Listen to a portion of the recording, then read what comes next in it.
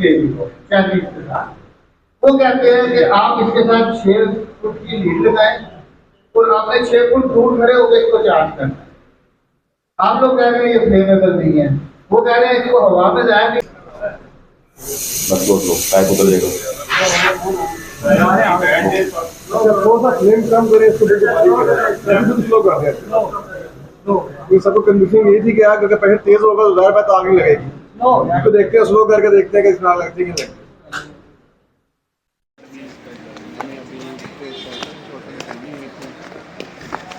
जिसकी वजह से लोगों में गलत तासुरात पैदा हो गए हैं। इन्हीं गलत फहमियों को दूर करने के लिए पाकिस्तान HVAC सोसाइटी ने अपने प्रेसिडेंट जनाब रमजान शरीफ की क़ियादत में एक कमेटी का इंतज़ार किया। इस कमेटी का मकसद लोगों में R32 के हवाले से मुकम्मल मालूमात फराहम करना है। इस कमेटी के चेयर जनाब नदीम जुबैर साहब को मैं दावत देना चाहूँगा कि वो स्टेज पर आएँ और अपने ख्यालात का इजहार करें।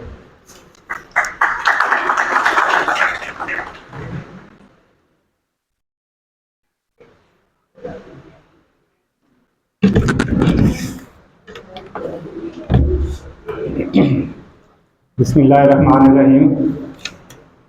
मैं पाकिस्तान HVAC सोसाइटी की तरफ से आने वाले तमाम मेहमानों को खुशामदीद कहता हूँ कि आप लोगों ने वक्त निकाला और इस नहायत ही ज़रूरी इम्पोर्टेंट सेमिनार में शिरकत के लिए आप लोग तशरीफ़ लेकर आए। हाज़रीन में जो लोग आज यहाँ पर हमारे पास आए हैं उसमें हमारे सोसाइटी के जो सीनियर मेंबरान हैं, स्पेशली नसीर अहमद साहब जो HVAC सोसाइटी के जनरल सेक्रेटरी हैं, और उसके अलावा जो लोग टेक्निकल ग्राउंड पे काम करने वाले लोग हैं, स्टूडेंट्स हैं। HVAC के हवाले से जितने भी हमने कोशिश की थी कि जो लोग अटैच हैं इस इंडस्ट्री के साथ, उन लोगों को हम इनवाइट करें और इस सेमिनार में आपको वो इन्फॉर्मेशन दें जो आपको मालूम भी है और आपको आने वाले वक्त में इससे ज़्यादा बेहतर तरीके में आपको इन्फॉर्मेशन उससे मिल सकती है। R32 पे स्पेशली जो हमारा मकसद था एक कमेटी फॉर्म करने का सोसाइटी के प्लेटफॉर्म पे, क्योंकि हम कई अरसे से ये देख रहे थे कि R32 का जब से इस्तेमाल शुरू हुआ है कमीशनिंग के अंदर, तो एक सोशल मीडिया पे एक नेगेटिव कैंपेन जो है वो चलना शुरू हो गई।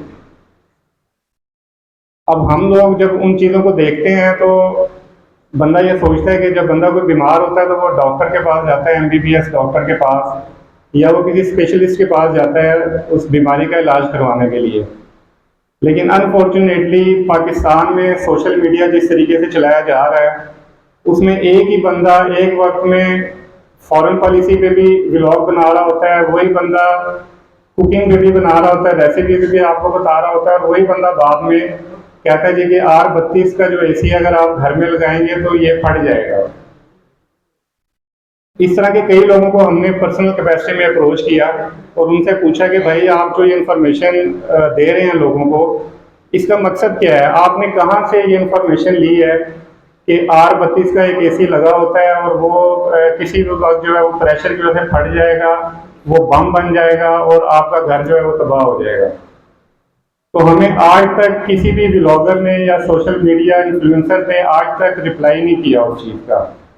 हालांकि उसमें कई ऐसे बड़े नाम हैं जो जिनके फॉलोअर्स जो वो मिलियंस में हैं, लेकिन वो अपनी एक वीडियो बना के उसके ऊपर अपना डॉलर कमा के वो साइड पे हो जाते हैं और जो डिस इन्फॉर्मेशन है वो लोगों में फैल जाती है।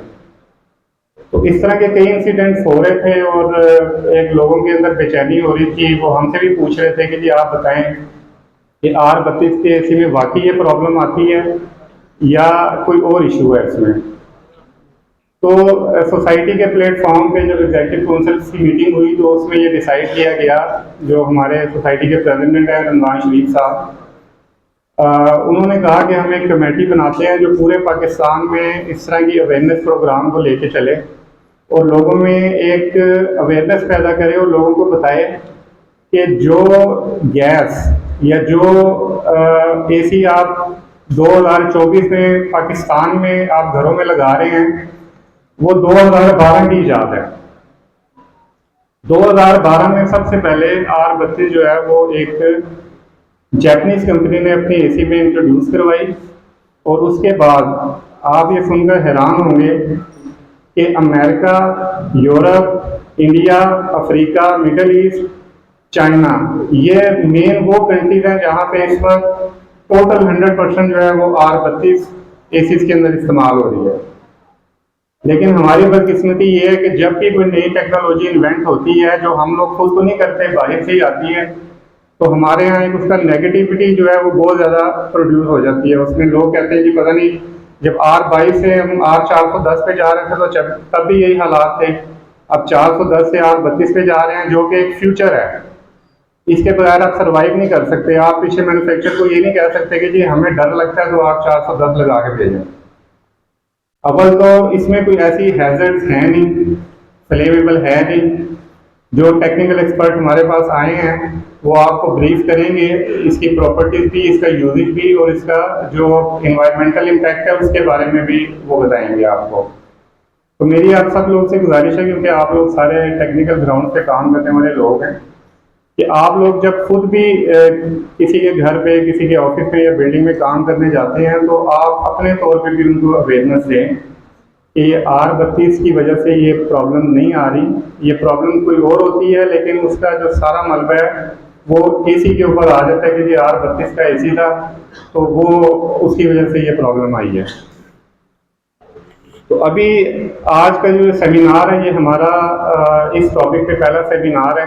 इसके बाद इंशाल्लाह हमने अपना स्केड्यूल बना लिया ऑल ओवर पाकिस्तान, जितने भी बड़े शहर हैं पाकिस्तान के, उसमें हम ये सेमिनार कंडक्ट करेंगे, जिसमें लाहौर, मुल्तान, पेशावर, फैसलाबाद, कराची तक हम इंशाल्लाह इसको कवर करेंगे, और अगले 1-2 महीनों में हम इसको कंक्लूड करेंगे ऑल ओवर द पाकिस्तान। तो इसमें मैं ख़ास तौर पे जो कमेटी के मेंबर्स हैं मेरे साथ, उसमें आसिफ अमीन साहब हैं, बिलाल जुबैरी साहब हैं, इसके अलावा हमारे जो बाकी अब्दुल रहीम साहब हैं फैसलाबाद से, नदीम अहमद साहब हैं, उनका मैं शुक्रगुजार हूँ।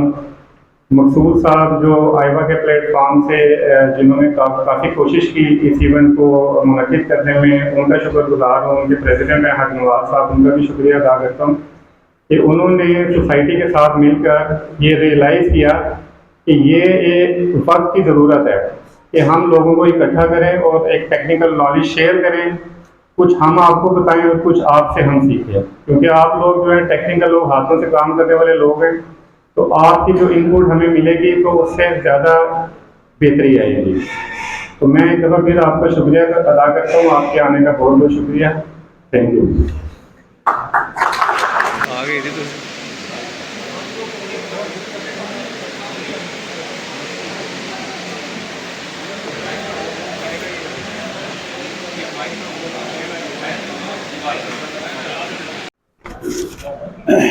शुक्रिया बेटा।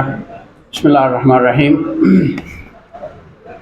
मैं इंतहाई मशकूर हूँ नदीम ज़ुबैरी साहब के, मकसूद साहब के, और आइवा की जो भी मैनेजमेंट कमेटी है जिन्होंने ये सारा इंतज़ाम किया इस सेमिनार के लिए। और ये सेमिनार आज मुझे 56 साल पीछे ले गया, जब मैंने अपना कैरियर स्टार्ट किया। आवाज़ नहीं आ रही? अच्छा बेटा, थोड़ी सी आवाज़ वहाँ से ऊँची कर दें। चल, तो जब मैंने अपना कैरियर स्टार्ट किया था एज HVAC मैकेनिक, उस वक्त जो रेफ्रिजरेंट इस्तेमाल होते थे वो R12, R22, R502 और R11।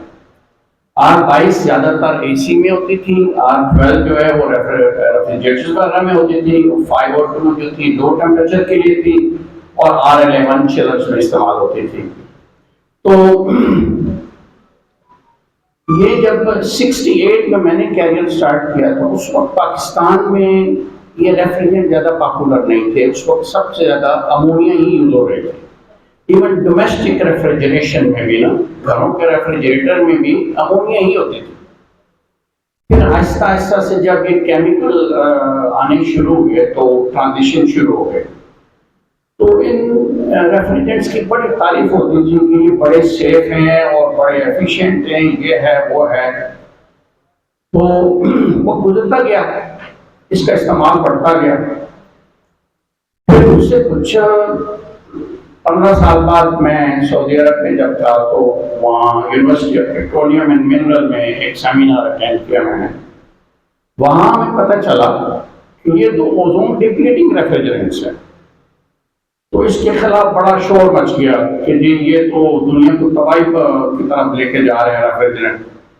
तो चूंकि अरामको एक बहुत बड़ी ऑर्गेनाइजेशन थी तो उन्होंने रेफ्रिजरेंट मैनेजमेंट कमेटी बनाई जिसका मैं मेंबर था, ये देखने के लिए कि हम क्या कर सकते हैं। तो फिर रिसर्च शुरू हो गई। रिसर्च शुरू हुई तो उसकी रिप्लेसमेंट आई पहली R134। तो हमारे चिलर्स जो थे वो शिफ्ट होने शुरू हो गए R134 पे भी, डोमेस्टिक रेफ्रिजरेशन में भी, गाड़ियों में भी 134 आनी शुरू हो गई।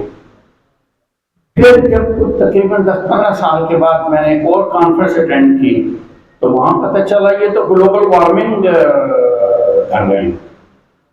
तो मेरा ये इस सारी बात करने का मकसद ये था कि ये ट्रांजिशनल फेजेस जो होते हैं बंदों को नहीं पता होता कि क्या हो रहा है क्या नहीं हो रहा। अब आज से तो 12 साल पहले की बात है, फर्स्ट टाइम एवर पाकिस्तान में मैरियट में एक कॉन्फ्रेंस हो जहाँ से एक जापानी खातून यूनाइटेड नेशंस की तरफ से आई और उसमें नीका की तरफ, नीका तो खैर नहीं था, मेरे ख्याल में एनर खान था, तो एनर खान की रिप्रेजेंटेशन भी थी और मैं और शायद सिद्दीकी साहब भी मेरे साथ थे। तो वहाँ हमें बताया गया जी कि R32। जब मैंने घर जाकर उसको चेक किया तो मैंने कहा यार ये तो A12 रेफ्रिजरेंट है विच इज स्लाइटली फ्लेमेबल। तो ऑनेस्टली स्पीकिंग पहले 1-2 साल मैं उसके सख्त मुखालिफ था कि भाई कैसे हो सकता है, हम लोग तो एजुकेटेड नहीं हैं, हमारे टेक्नीशियन एजुकेटेड नहीं हैं। लेकिन वक्त गुजरने के साथ साथ जब हमें पता चला कि इसके फ़वाइद क्या हैं और उनके नुकसान क्या हैं, तो इस तरह फिर इंडस्ट्री जो है वो R32 की तरफ जानी शुरू हो गई। जैसे कि जुबैर साहब ने कहा कि ये तो आज से 15 साल पहले जापान में स्टार्ट हो गया था, वर्ल्ड वाइड इस्तेमाल हो रहे हैं। इसके अपने प्रो एंड कॉन्स हैं, इसमें कोई शक नहीं। और इस आज की तकरीब का मेरे जहन में ये भी मकसद है कि जो हमारे टेक्नीशियन भाई हैं उनको कंप्लीट अवेयरनेस दी जाए कि इसको R32 को किस तरीके से हैंडल किया जाए, इसके सेफ्टी प्रोसीजर जो हैं वो क्या होने चाहिए। तो अगेन अब उसके साथ साथ मैं based on my previous experience मैं ये भी बता दूं कि R32 is not end of the world. आज से 20 साल बाद या 15 साल बाद कोई और रेफ्रिजरेंट आ जाएगा। उस वक्त जब मैं पुरानी बात कर रहा था उस वक्त सिर्फ 4 रेफ्रिजरेंट थे।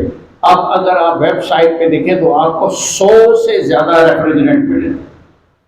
इवन पाकिस्तान की मार्केट में कैरियर वाले कोई और रेफ्रिजरेंट यूज कर रहे हैं चिलर में, या कोई और कर रहा है, पेंट कोई और कर रहा है।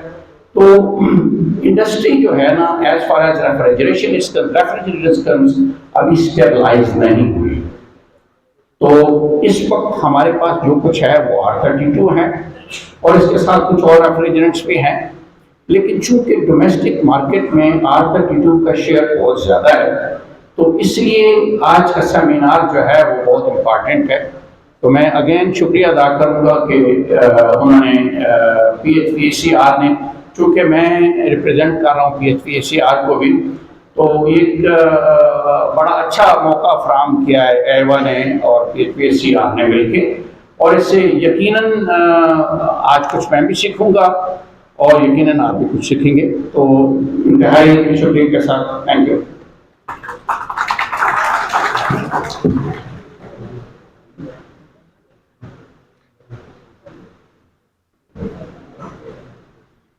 मेरे यहाँ टेक साहब का नहायत ही मशहूर हुए कीमती अवकार के लिए अब मैं देना चाहूँगा आइबा के प्रेसिडेंट जनाब नवाज साहब को कि वो स्टेज पर आएँ और अपने ख्यालात का इजहार करें।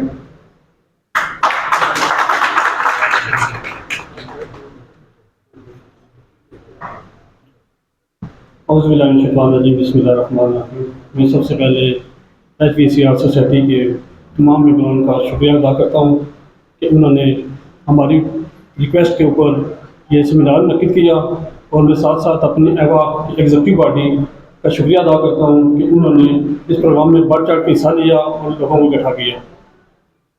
मैं गैसेस के बारे में तो सब सीनियर बैठे हुए हैं, सब इसके बारे में बताएंगे। मैं थोड़ा सा एवा को प्रेजेंट करूँगा यहाँ पे। एवा हमारे इंस्टॉलर जो है छोटे लेवल का इंस्टॉलर है। देर से हम देर आए दुरुस्त आए। ये जब गैस आई थी चाहिए तो ये था कि उस वक्त लोगों को बुला के उस वक्त उनको गाइडलाइन दी जाए ताकि जो नेगेटिव है तरकीब में वो अब तक लेना होगा। लेकिन देर हो गई है। हमारा इंस्टॉलर से वादा भी ये था कि हम आपको ना टेक्निकल सेमिनार कराया करेंगे। जब भी कोई नई प्रोडक्ट आएगी हम उसके ऊपर आप लोगों को टेक्निकल सेमिनार कराएंगे, उसकी ट्रेनिंग देंगे। लेकिन तुम लेट हो गए। मैं फिर आपका शुक्रिया अदा करता हूँ कि आप लोगों ने हमारे साथ ताउन किया। मैं मजीद उम्मीद रखता हूँ कि आप वक्तों जब कोई नई प्रोडक्ट आएगी आप हमारे साथ चलेंगे, ताउन करेंगे और लोगों को आप सिखाएंगे। बहुत शुक्रिया।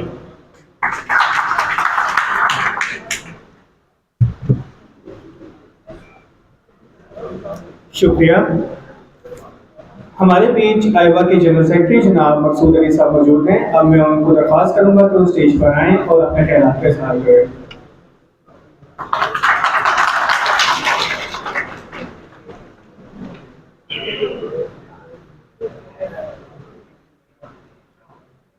सब दोस्तों से दरख्वास्त है थोड़ा सा खामोशी इख्तियार करें। ये जो स्टूडेंट हजरात हमारे आए हुए हैं उनसे रिक्वेस्ट है, ये जो आप लोग अपना कीमती टाइम निकाल के आए हैं यहाँ पे, सब लोग सीखने के लिए आए हैं हम कुछ ना कुछ। इस वक्त जो हम यहाँ पे जितने भी हमारे HVAC सोसाइटी के मेम्बरान सीनियर बैठे हैं, मैं उनका बहुत शुक्रगुजार हूँ। ख़ास तौर से रमज़ान शरीफ साहब का, वकास सिद्दीकी साहब का, हाजी असद साहब का और हमारे एवा के सदर और बाकी जितने लोग हैं, उन्होंने ये काफ़ी अरसे से हम आपस में मिल बैठ रहे थे, इस चीज़ पे अवेयरनेस दे रहे थे एक दूसरे को कि ये चीज़ होनी चाहिए। हम लोग जितने भी इंस्टॉलर हैं मेरे साथ काफ़ी ऐसे दोस्तों की मुलाकात हुई जो बिल्कुल डर गए थे। खौफ मार्केट में पैदा हो गया था कि ये जो हम इस गैस का AC कहीं लगाना नहीं है। मेरे कई दोस्तों ने AC लोगों के घरों में भेजे, वहाँ से AC रिटर्न हो गए कि वो लोग कह रहे थे हम ये गैस लगाएंगे नहीं, अब अपने घर में AC नहीं लगाएंगे। इसकी वजह कि हमें ये लोगों से फीडबैक मिला, हमने सोशल मीडिया पे देखा है कि ये AC ब्लास्ट हो जाता है। और कुछ न्यूज़ चैनल की जिस तरह अभी स्नीकी साहब ने बात की कि वो लोगों ने उसकी वीडियो देखी और उसका बैड इफेक्ट आया। अब यहाँ पे हम लोग इकट्ठे हुए हैं, यहाँ पे आज इंस्टॉलर का भी फ़ायदा है, जो AC सेल कर रहा है उसका भी यहाँ पे फ़ायदा है, जो पार्ट्स बेच रहा है, जो गैसें सेल कर रहा है आज उसका भी फ़ायदा है। पिंडी इस्लामाबाद की मार्केट में मैं काफ़ी ऐसे दुकानदारों को जानता हूँ जो अपनी शॉप पे गैसेज R32 ख़त्म कर दिए, नहीं रख रहे कि ये मार्केट में इसका बैड इफेक्ट आ रहा है। इन चीज़ें सबको देखने के बाद मैंने अपने सदर साहब से और HVAC सोसाइटी के दोस्तों से मशवरा किया। मैं जितनी भी हमारी बड़ी बड़ी कंपनियों उनके ऑफिस गया, उनसे जाके पूछा, हमने अवेयरनेस ली जाके कि आने वाले वक्त में जो आप लोग AC मज़ीद और लेके आ रहे हैं, क्या उनमें यही गैसें आनी हैं या गैसें चेंज होंगी आगे। ये जो मार्केट में इस टाइम एक बहुत बड़ा खला पैदा हो गया है, इस खला को हम लोग कैसे बुरा करें। तो हर कंपनी से हमें फीडबैक आया, उसमें हमने रिटर्न में भी फीडबैक लिया। एक पूरे पाकिस्तान का एक इलेक्ट्रॉनिक्स मीडिया के चैनल बना हुआ है, वहाँ से भी हमें फीडबैक आया। हमने बकायदा लेटर वहाँ से मंगाया कि आने वाला वक्त है ही R32 का। तो जिस तरह हम अभी अगर हम देखें मार्केट को, जब पहले जैसे सर ने बात की एक गैस ही ओनली R22, उसके साथ जितने भी हमारे सीनियर्स बैठे हैं वक्त गुजरा, अब उस गैस ने जितना ओजोन को ख़राब किया, जो हमारे पास नाकस सी राय है मेरे पास कि उसने ओजोन को बहुत ज़्यादा, उस गैस का किरदार है ख़राब करने के लिए। अब जो जितनी भी हमारी यहाँ पे फैक्ट्रियाँ पाकिस्तान में लगी हैं या बाहर के मुल्कों में लगी हैं, आप लोग सिर्फ इंस्टॉलर हजरात हमारे ये सोचेंगे अगर एक फैक्ट्री AC बना रही है, वो अपने बिलियंस ऑफ रुपीज़ खर्च कर रही है, एक प्रोडक्ट को पाकिस्तान में लेके आ रही है, वो बिलियंस ऑफ रुपीज़ लेके उसकी उनकी R&D है, उनकी अपना डिपार्टमेंट है, उसको सारा चेक करता है, उसके बाद मार्केट की सर्च रिपोर्ट लेता है, उसके बाद वो अपने इतनी बड़ी ह्यूज इन्वेस्टमेंट करते हैं। अब किसी भी एक ब्रांड की अगर हम बात करें, उसने अगर 5000 या 10,000 AC बनाया है मार्केट में R32 के साथ, क्या उसके पीछे इन्वेस्टमेंट नहीं है बहुत बड़ी। तो जब अपनी फैक्ट्री में AC बना रहे हैं, वहाँ पे पर डे के आप हिसाब से, मेरी अभी 2 महीने पहले लाहौर में एक फैक्ट्री विजिट हुआ, तो 600 AC पर डे की प्रोडक्शन है उनकी। अब 600 AC में per day R32 gas charge कर रहे हैं, फिल कर रहे हैं, वहाँ तो इसका मतलब बहुत बड़े बम पड़े हुए हैं। फिर उनके पास वहाँ पे बम क्यों नहीं फट रहे ये वाले। जो मार्केट में सोशल मीडिया के प्लेटफॉर्म पे लोगों ने इस एसी को बम बना दिया, हमारे जितने इंस्टॉलर भाई हैं उनके कारोबार को ठप करा दिया, वो ये तो देखें कि पीछे जो फैक्ट्रियाँ हैं, जो पीछे R&D है, वो सारे बेवकूफ़ लोग हैं। सिर्फ सोशल मीडिया वाले लोग यहाँ पे जो या एक दो न्यूज़ वाले लोग थे, उन्होंने इस चीज़ को आके उठाया। और जब जैसे जुबैर साहब ने बात की, हमारे पास खबर है कि 13 में एक एसी फट गया जी, उसको आग लगी। मैंने फ़ौरन अपने जो नुमाइंदे उनको फ़ोन किया, उनके घर पहुंचे, पता चला उनका गैस का धमाका हुआ, उससे नज़दीक इंडो लगा था, इंडो की आग लगी और एसी वो था ही 410 का। लेकिन तस्वीरें खींच के लोगों ने फ़ौरन सोशल मीडिया पे लगा दी कि ये ACR 32 का है, ये इनके घर में बम लगा हुआ था, फटा है। और ये इस्लामाबाद का वाक़या है। 20 वाक़े मेरे दोस्त बैठे हुए जिनके पास मौजूद हैं कि उन वाक़ों को जब सर्च किया गया तो वो फेक वाक़यात निकले हैं। हमें टेक्नोलॉजी के साथ चलना होगा। आप लोग जितने दोस्त बैठे हैं इस अवेयरनेस को आगे फैलाएं, लोगों तक पहुंचाएं इस अवेयरनेस को। जो आने वाला वक्त है वो टेक्नोलॉजी के साथ साथ शिफ्ट हो रहा है। हम जो अब हमारे सीनियर बैठे हैं, ये 10 साल की 15 साल की टेक्नोलॉजी को देखें, कितनी इस टाइम बूस्ट के साथ टेक्नोलॉजी चेंज हुई है। एक अगर आप मोबाइल को ले लें, उसने कितनी तरक्की की है, कितने उसने फीचर चेंज किए हैं। ये जो अभी हमारी जेबों में एक हर बंदे के पास एक स्टम टच मोबाइल है, ये आपका दुश्मन भी है, आपका दोस्त भी है, आपका उस्ताद भी है। आप इसे सीख सकते हैं, आप इसे नेगेटिव सीख सकते हैं, आप इसे पॉजिटिव सीख सकते हैं। मेरे पास कई ऐसी मिसालें मौजूद हैं जो पिंडी इस्लामाबाद के लोगों की, इंस्टॉलर की, जो बिल्कुल पढ़े हुए नहीं हैं, लेकिन वो इस मोबाइल से सीख टेक्नोलॉजी से वो आइटम आज वीआर भी लगा रहे हैं। वो मुख्तलिफ किस्म के हर इसी पे काम भी कर रहे हैं। उन्होंने इसको अपना दोस्त बनाया, अपना उस्ताद बनाया। हमें भी वक्त के साथ साथ अपने आप को बदलना होगा, हमें इस चीज़ को अपनाना होगा। ये भी ऐसी चीज़ नहीं है जिससे हम लोग डर गए हैं। काफ़ी लोग मेरे को जो थोड़ा सा स्पेयर पार्ट से लगा, मेरे पास काफ़ी सारे दोस्त आते हैं, वो कहते हैं सर किसी घर से फोन आता है ना, बोलते हैं ऐसी कौन सा लगा हुआ, वो कहते हैं फलां ब्रांड का R32 है, कहते हैं हम उसके घर गैस डालने नहीं जाते, हम उसके घर काम करने जाते कि यार वो फट गया तो हम मर जाएंगे। यार अपने आप को सेफ्टीज को साथ लेके चलो, आने वाले वक्त को अपनाओ, इसको, इससे डरो नहीं, भागो नहीं। जितने भी इंस्टॉलर दोस्त हैं, मैं फिर उनसे रिक्वेस्ट करूंगा कि हमें अपनी टूल किट को इज्जत देनी है। हमारी जो टूल किट है, ये जितने सीनियर दोस्त बैठे हैं, हम आपके सामने खड़े हैं, हम इसी टूल किट से ऊपर आए हैं, एक टूल किट को लेके चले हैं। ये हमकी इज्जत है, हम जो इसी का काम कर रहे हैं, इसकी मार्केट में इज्जत है इसकी। ये भी ऐसा काम नहीं है कि हम कोई नालियों साफ करने वाला काम है, कोई ऐसा काम है जिसकी इज्जत नहीं है मार्केट की। अपने आप को मार्केट में लेके आए, खुले दिल से लेके आए, टेक्नोलॉजी को अपनाएं। जो टेक्नोलॉजी चेंज हो रही है, वर्ल्ड वाइड टेक्नोलॉजी चेंज हो रही है, सिर्फ ये पाकिस्तान में चेंज नहीं हुई कि जिससे हम घबरा गए हैं और ये चीज़ें हुई हैं। मैं सोसाइटी के पास गया, मैं सोसाइटी के साथ नाराज भी बड़ा था कि पूरे पाकिस्तान को सोसाइटी प्रेजेंट कर रही है और अरसा 20, 25, 30 सालों से प्रेजेंट कर रही है। एक दो लोगों ने शुरू की थी, इतना बड़ा ह्यूज इसका प्लेटफार्म है, लेकिन वो हाई लेवल पे सारा काम कर रहा था। मैंने उनसे बात की, रिक्वेस्ट की सर से कि सर जो हमारा छोटा तबका है इस टाइम वो पिस रहा है, इस टाइम वो इस टाइम इस चक्की में पिस रहा है, इस महंगाई के दौर में पिस रहा है। हमारा तबका सारा, जिसे पूछो पाकिस्तान अच्छा नहीं है, यहाँ काम नहीं है, फलां नहीं है। हमें अपने गिरेबान में झांकना होगा, हमें अच्छा बनना होगा। अपने मुल्क को कभी बुरा ना कहें, मेरी आप लोगों से रिक्वेस्ट है। अपने मुल्क में बहुत काम है, यहाँ पे काम करने के बहुत से मौके हैं। हम अच्छे हो जाएं, अपने टूल किट को इज्जत दें, हम अपने टूल को प्रॉपर करें।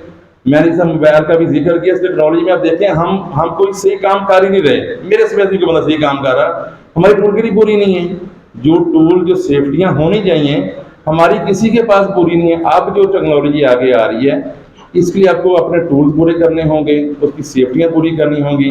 जो भी HVAC सोसाइटी के रिक्वेस्ट पे लाहौर से टीम हमारे प्रेजेंटेशन देने के लिए आई है, वो आपको एक एक चीज़ बताएगी इसके बारे में। आप लोगों से सवालों जवाब भी लिए जाएंगे, आपका फीडबैक भी लिया जाएगा। और मेरी सोसाइटी से बार बार रिक्वेस्ट होगी कि इस प्लेटफार्म से ये सेमिनार हमें हर मंथ, हर 2 मंथ के बाद करने पड़ेंगे। ज़्यादा जितनी कंपनी है पाकिस्तान में, उन कंपनियों काफ़ी के पास मैं यहाँ इस्लामाबाद में गया हूँ, उन कंपनियों से मैंने नाराज़गी का इजहार भी किया है। यार आप लोगों ने बिलियंस आप खर्च करके अपने प्रोडक्ट को चेंज किया है, ब्रांड को चेंज किया है, दूसरी प्रोडक्ट लेके आए हैं, उसकी अवेयरनेस क्या दी है अपने मार्केट में? सोशल मीडिया पे दी है, न्यूज़ पे दी है, अखबारों में दी है कि हमारा ये ब्रांड पाकिस्तान में आया है, इसके ये फीचर हैं, पहले के ये फीचर थे, अब ये फीचर हैं। इन फीचर से आप लोगों को फायदा होगा। अगर हम इसको थोड़ा सा इसको सर्च करें तो R32 जो गैस है, ये आपको जोन को सेफ्टी भी दे रही है, हमें यहाँ पे इसकी जो वापता की एनर्जी की सूरत में उसमें भी हमें इससे फ़ायदा हो रहा है कि जो आम R22 के एम्पेयर थे वो इसी 80 के एम्पेयर नहीं है। टेक्नोलॉजी में बेहतरी आई है, ना कि ये हमारे खिलाफ टेक्नोलॉजी आई है। इस टेक्नोलॉजी को हमें अपनाना होगा। जैसा कि सर ने बात की 1-2 गैसें होती थी, अभी गाड़ियों में सब लोगों ने सुना है R134 गैस है। अभी जितनी मर्सिडीज BMW गाड़ियाँ आ रही है वहाँ उसमें 1, 2, 3, 4 गैस आ गई है, जो इस टाइम कम से कम 50 से 60 हज़ार रुपये केजी गैस है वो। अब उन गाड़ियों में सामने ओवर गैस आना शुरू हो गई है, वो अपनी गाड़ी में अपनी टेक्नोलॉजी को चेंज कर रही हैं। इंटरनेशनल लेवल पे भी, पाकिस्तान लेवल पे भी यहाँ पे ये गैसें गाड़ियों में AC में चेंज हो गई हैं। इनको इसके साथ घबराएं नहीं, आप इनको साथ लेके चलें, क्योंकि टाइम की बहुत शॉर्टेज है। अब सवाल जवाब होने हैं, जो टीम आई हुई उसको टाइम देना है हम। तो अगेन आप दोस्तों का बहुत दूर से आए, यहाँ पे डेला रोड से आए हैं, कुछ लोग लाहौर से आए हैं, कुछ फैसलाबाद से आए हैं। तो मैं अपनी एवा की तरफ से, पाकिस्तान एथलीट सोसाइटी की तरफ से आप लोगों का दोबारा शुक्रिया अदा करता हूँ। बहुत शुक्रिया। अस्सलाम वालेकुम।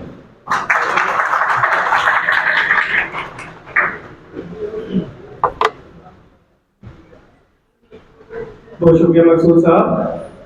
अब इस सेमिनार के मेन टॉपिक पर तफसील से रोशनी डालने के लिए हमारे बीच कुछ HVAC फील्ड के एक्सपर्ट्स मौजूद हैं। मैं उनको रिक्वेस्ट करूंगा कि वो 1 बाय 1 आए और इसको ब्रीफली प्रेजेंट करें। मैं दावत देना चाहूँगा जनाब तैमूर साहब को कि वो स्टेज पर आए और इस प्रेजेंटेशन का बाकायदा आगाज करें। आपकी बहुत तालियों के साथ जनाब तैमूर साहब।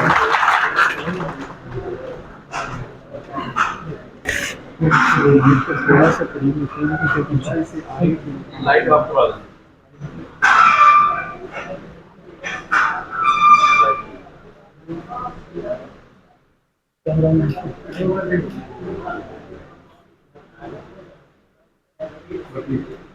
चलिए, सबको नजर आ रही है जी प्रेजेंटेशन? बिस्मिल्लाहिर्रहमानिर्रहीम। आने वाले जी सर आती है सर, 2 मिनट देंगे तो मैं आया सर। बिस्मिल्लाहिर्रहमानिर्रहीम। आने वाले सब मोजिज़ मेहमानों को HVACR के इस प्लेटफॉर्म से मैं खुश आमदीद कहता हूँ और आप सब लोगों का इंतहाई मशकूर हूँ कि आप लोगों ने अपना कीमती टाइम निकाला और हमारे इन्विटेशन पे यहाँ तशरीफ लेके आए। और ख़ास तौर पे मैं आईवा के और HVACR के जितने भी ओहदेदारान हैं, आपने बड़ी अच्छी जामिया गुफ्तगू भी इन लोगों की सुनी। और मेन जो हमारे लोग हैं, जो टेक्नीशियंस हैं, इंस्टॉलर्स हैं, उन लोगों ने आपने उन लोगों को यहाँ पे इनवाइट किया है। मैं चाहूंगा कि हम आईवा और HVACR के लिए भरपूर तालियां करें।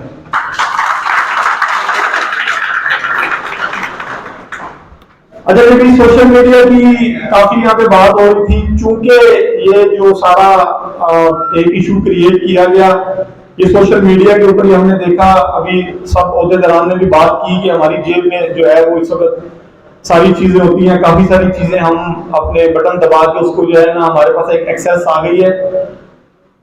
सोशल मीडिया के ऊपर आने वाली हर इंफॉर्मेशन ठीक नहीं होती। सर ये जो बातें कर रहे हैं, प्लीज ये राइट साइड से आवाज आ रही है, प्लीज जरा चुप कर दें। आप लंबा सेशन नहीं, हम चाहेंगे कि मिनिमम टाइम में आपको जो है ना मैक्सिमम नॉलेज दे सके। अच्छा, तो बात हो रही थी सर इंफॉर्मेशन की। इंफॉर्मेशन गलत भी हो सकती है और सर इंफॉर्मेशन हमेशा सही होती है या गलत भी हो सकती है? गलत हो सकती है। नॉलेज कभी गलत नहीं होता। बात आ रही है सर? मेरा ख्याल पीछे वालों को नहीं आ रही सर। अगर सोशल मीडिया के ऊपर बैठा हुआ बंदा आपको कहे 2 + 2 5 होते हैं, तो आप मान लेंगे? कोई बंदा मानेगा सर? आप क्यों नहीं मानेंगे? पता है आपको? क्योंकि आपके पास नॉलेज है। क्या है? Knowledge. Information can be wrong और कैन बी राइट, लेकिन जब आपके पास नॉलेज होता है तो कोई भी इंफॉर्मेशन अगर सोशल मीडिया पे शेयर की जाती है, आपको व्हाट्सएप मैसेज आता है, आपको वीडियो आती है, चूंकि आपके पास नॉलेज होता है तो आप फौरी तौर पे उसको नेग्लेक्ट कर देते हैं। चाहे सारी दुनिया कह रही हो कि 2 + 2 5 होता है, आप मानेंगे नहीं? कि मान लेंगे सर? नहीं मानेंगे ना, क्योंकि आपके पास नॉलेज है कि भाईजान 2 + 2 4 ही होता है, 2 + 2 5। R32 के हवाले से सर आपको आज यहां पे जो इनवाइट किया गया हमने आपको देनी है, क्या देना है सर? सारे बोलेंगे एक दफा, knowledge. So we will not talk about information only. ये मैं बड़ी इंपॉर्टेंट आपसे बात इसलिए कर रहा हूं कि सर अभी जैसे बुगारी साहब बता रहे थे कि मोबाइल ने हमारी जिंदगी के अंदर इतनी ज्यादा चेंजेस कर दिए, हमारे मेंटल मॉडल ही चेंज हो गए हैं। हमें कोई भी दुनिया का काम होता है हम फौरी मोबाइल निकाल लेते हैं। आईवा के होते दौरान ने बात किया कि हमारा दोस्त भी है, बिल्कुल सही बात है, लेकिन सर ये एट अ टाइम हमारा दुश्मन भी है। अगर हम इसका पॉजिटिवली यूज करते हैं तो हमारा दोस्त है, लेकिन अगर इसके ऊपर आने वाली हर खबर को यानी हर इंफॉर्मेशन को हम मान लेते हैं और बगैर तस्दीक किए उसको आगे फॉरवर्ड कर देते हैं तो ये हमारा दुश्मन है। यहां पे मेरे सर सारे सीनियर बैठे हुए हैं, मेरी 38 साल उम्र है, मैं आपके बच्चों की तरह हूं सर। मुझे अपनी होश से लेके अब तक पाकिस्तान के अंदर जितने भी वाकयात होते हैं ना सर, हमें असल हकायक का पता नहीं चलता सर। पुराना तो मुझे नहीं पता, कोई भी वाकया हो जाए। कोरोना का दौर सबने देखा सर, कोरोना आया पाकिस्तान में, अफवाहें इतनी ज्यादा फैल गई, हमने कहा कोरोना है ही नहीं। सर आवाज आ रही पीछे? उन्होंने कहा कोरोना है नहीं। जब वैक्सीनेशन बनी तो उन्होंने कहा कि ये वैक्सीनेशन बेच के पैसा कमाना चाहते हैं। जब वैक्सीनेशन फ्री होगी तो एक नई अफवाह मार्केट में आ गई, उन्होंने कहा जी ये पाकिस्तान के अंदर तो पैनाडोल फ्री नहीं मिलती, तो वैक्सीनेशन कैसे फ्री हो गई? सर बात आ रही समझ में? ये चीजें मैं आपको इसलिए बता रहा हूं, आगे प्रेजेंटेशन में रिलेट करेगी। अच्छा, जब वैक्सीनेशन लगवा ली तो उन्होंने कहा कि जिस बंदे ने वैक्सीनेशन लगवाई है वो 2 साल में, सर बोले ना सारे, मैं भी वैक्सीनेटेड हूं, आप में भी काफी लोगों ने वैक्सीनेशन लगवाई होगी। आज कोरोना को गए हुए कितने साल हो गए हैं? 5-6 साल होने वाले हैं ऑलमोस्ट।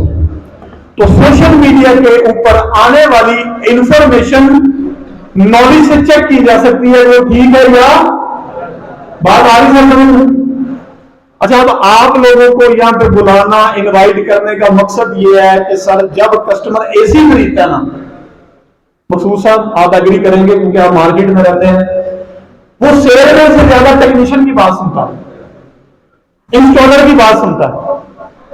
वो टेक्नीशियन को बुलाते हैं, इंस्टॉलर को बुलाते हैं, यार हम तो सब कह रहा ऐसी लिए सेलरमैन का तुमको पता लग गया कस्टमर को, वो कहता है कि इसका कोई इंसेंटिव है या ये एम्फसाइज करेगा, लेकिन टेक्नीशियन हमें कभी भी गलत गाइड। सर ये रीजन है जिसपे मैं HVACR को, आईवा सोसाइटी को मैं खराजे तहसील भी पेश करता हूं, तो उन्होंने आप सब लोगों को इनवाइट किया और इंशाअल्लाह ताला आज के इस सेशन में आपको नॉलेज, ऑथेंटिक नॉलेज प्रोवाइड किया जाएगा।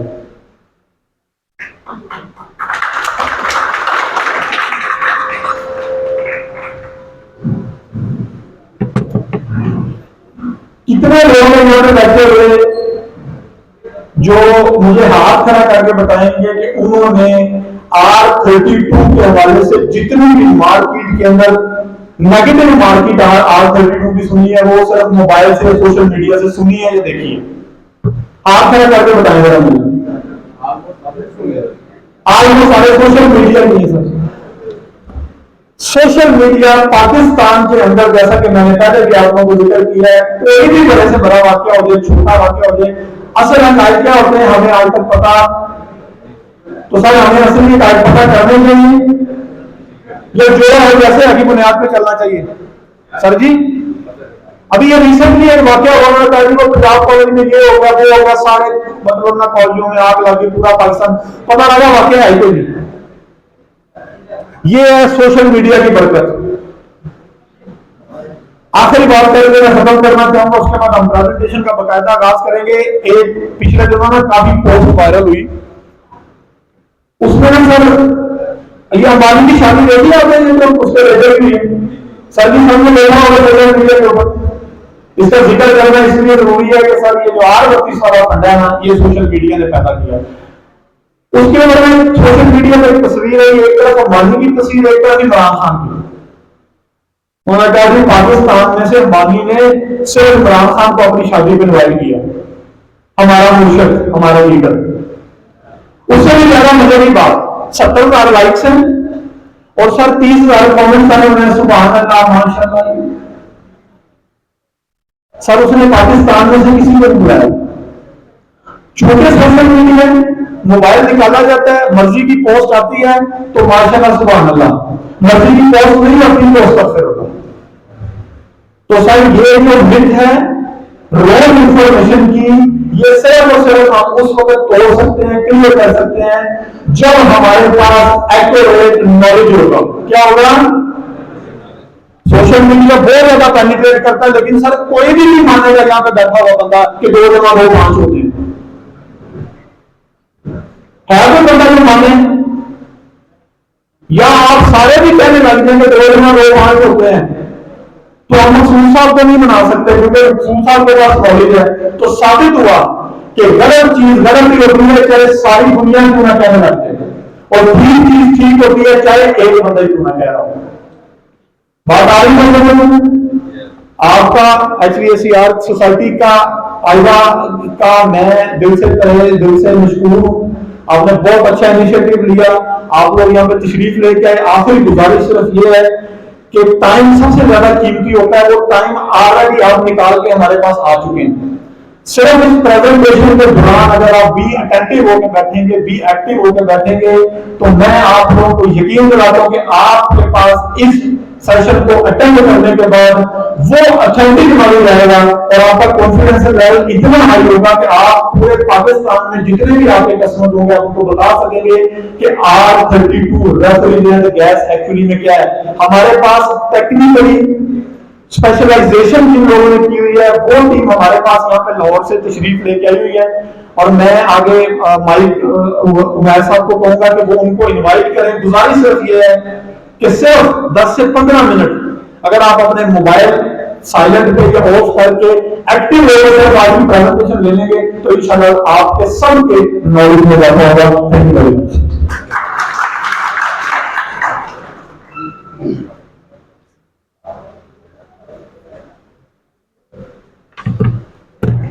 Bismillahirrahmanirrahim.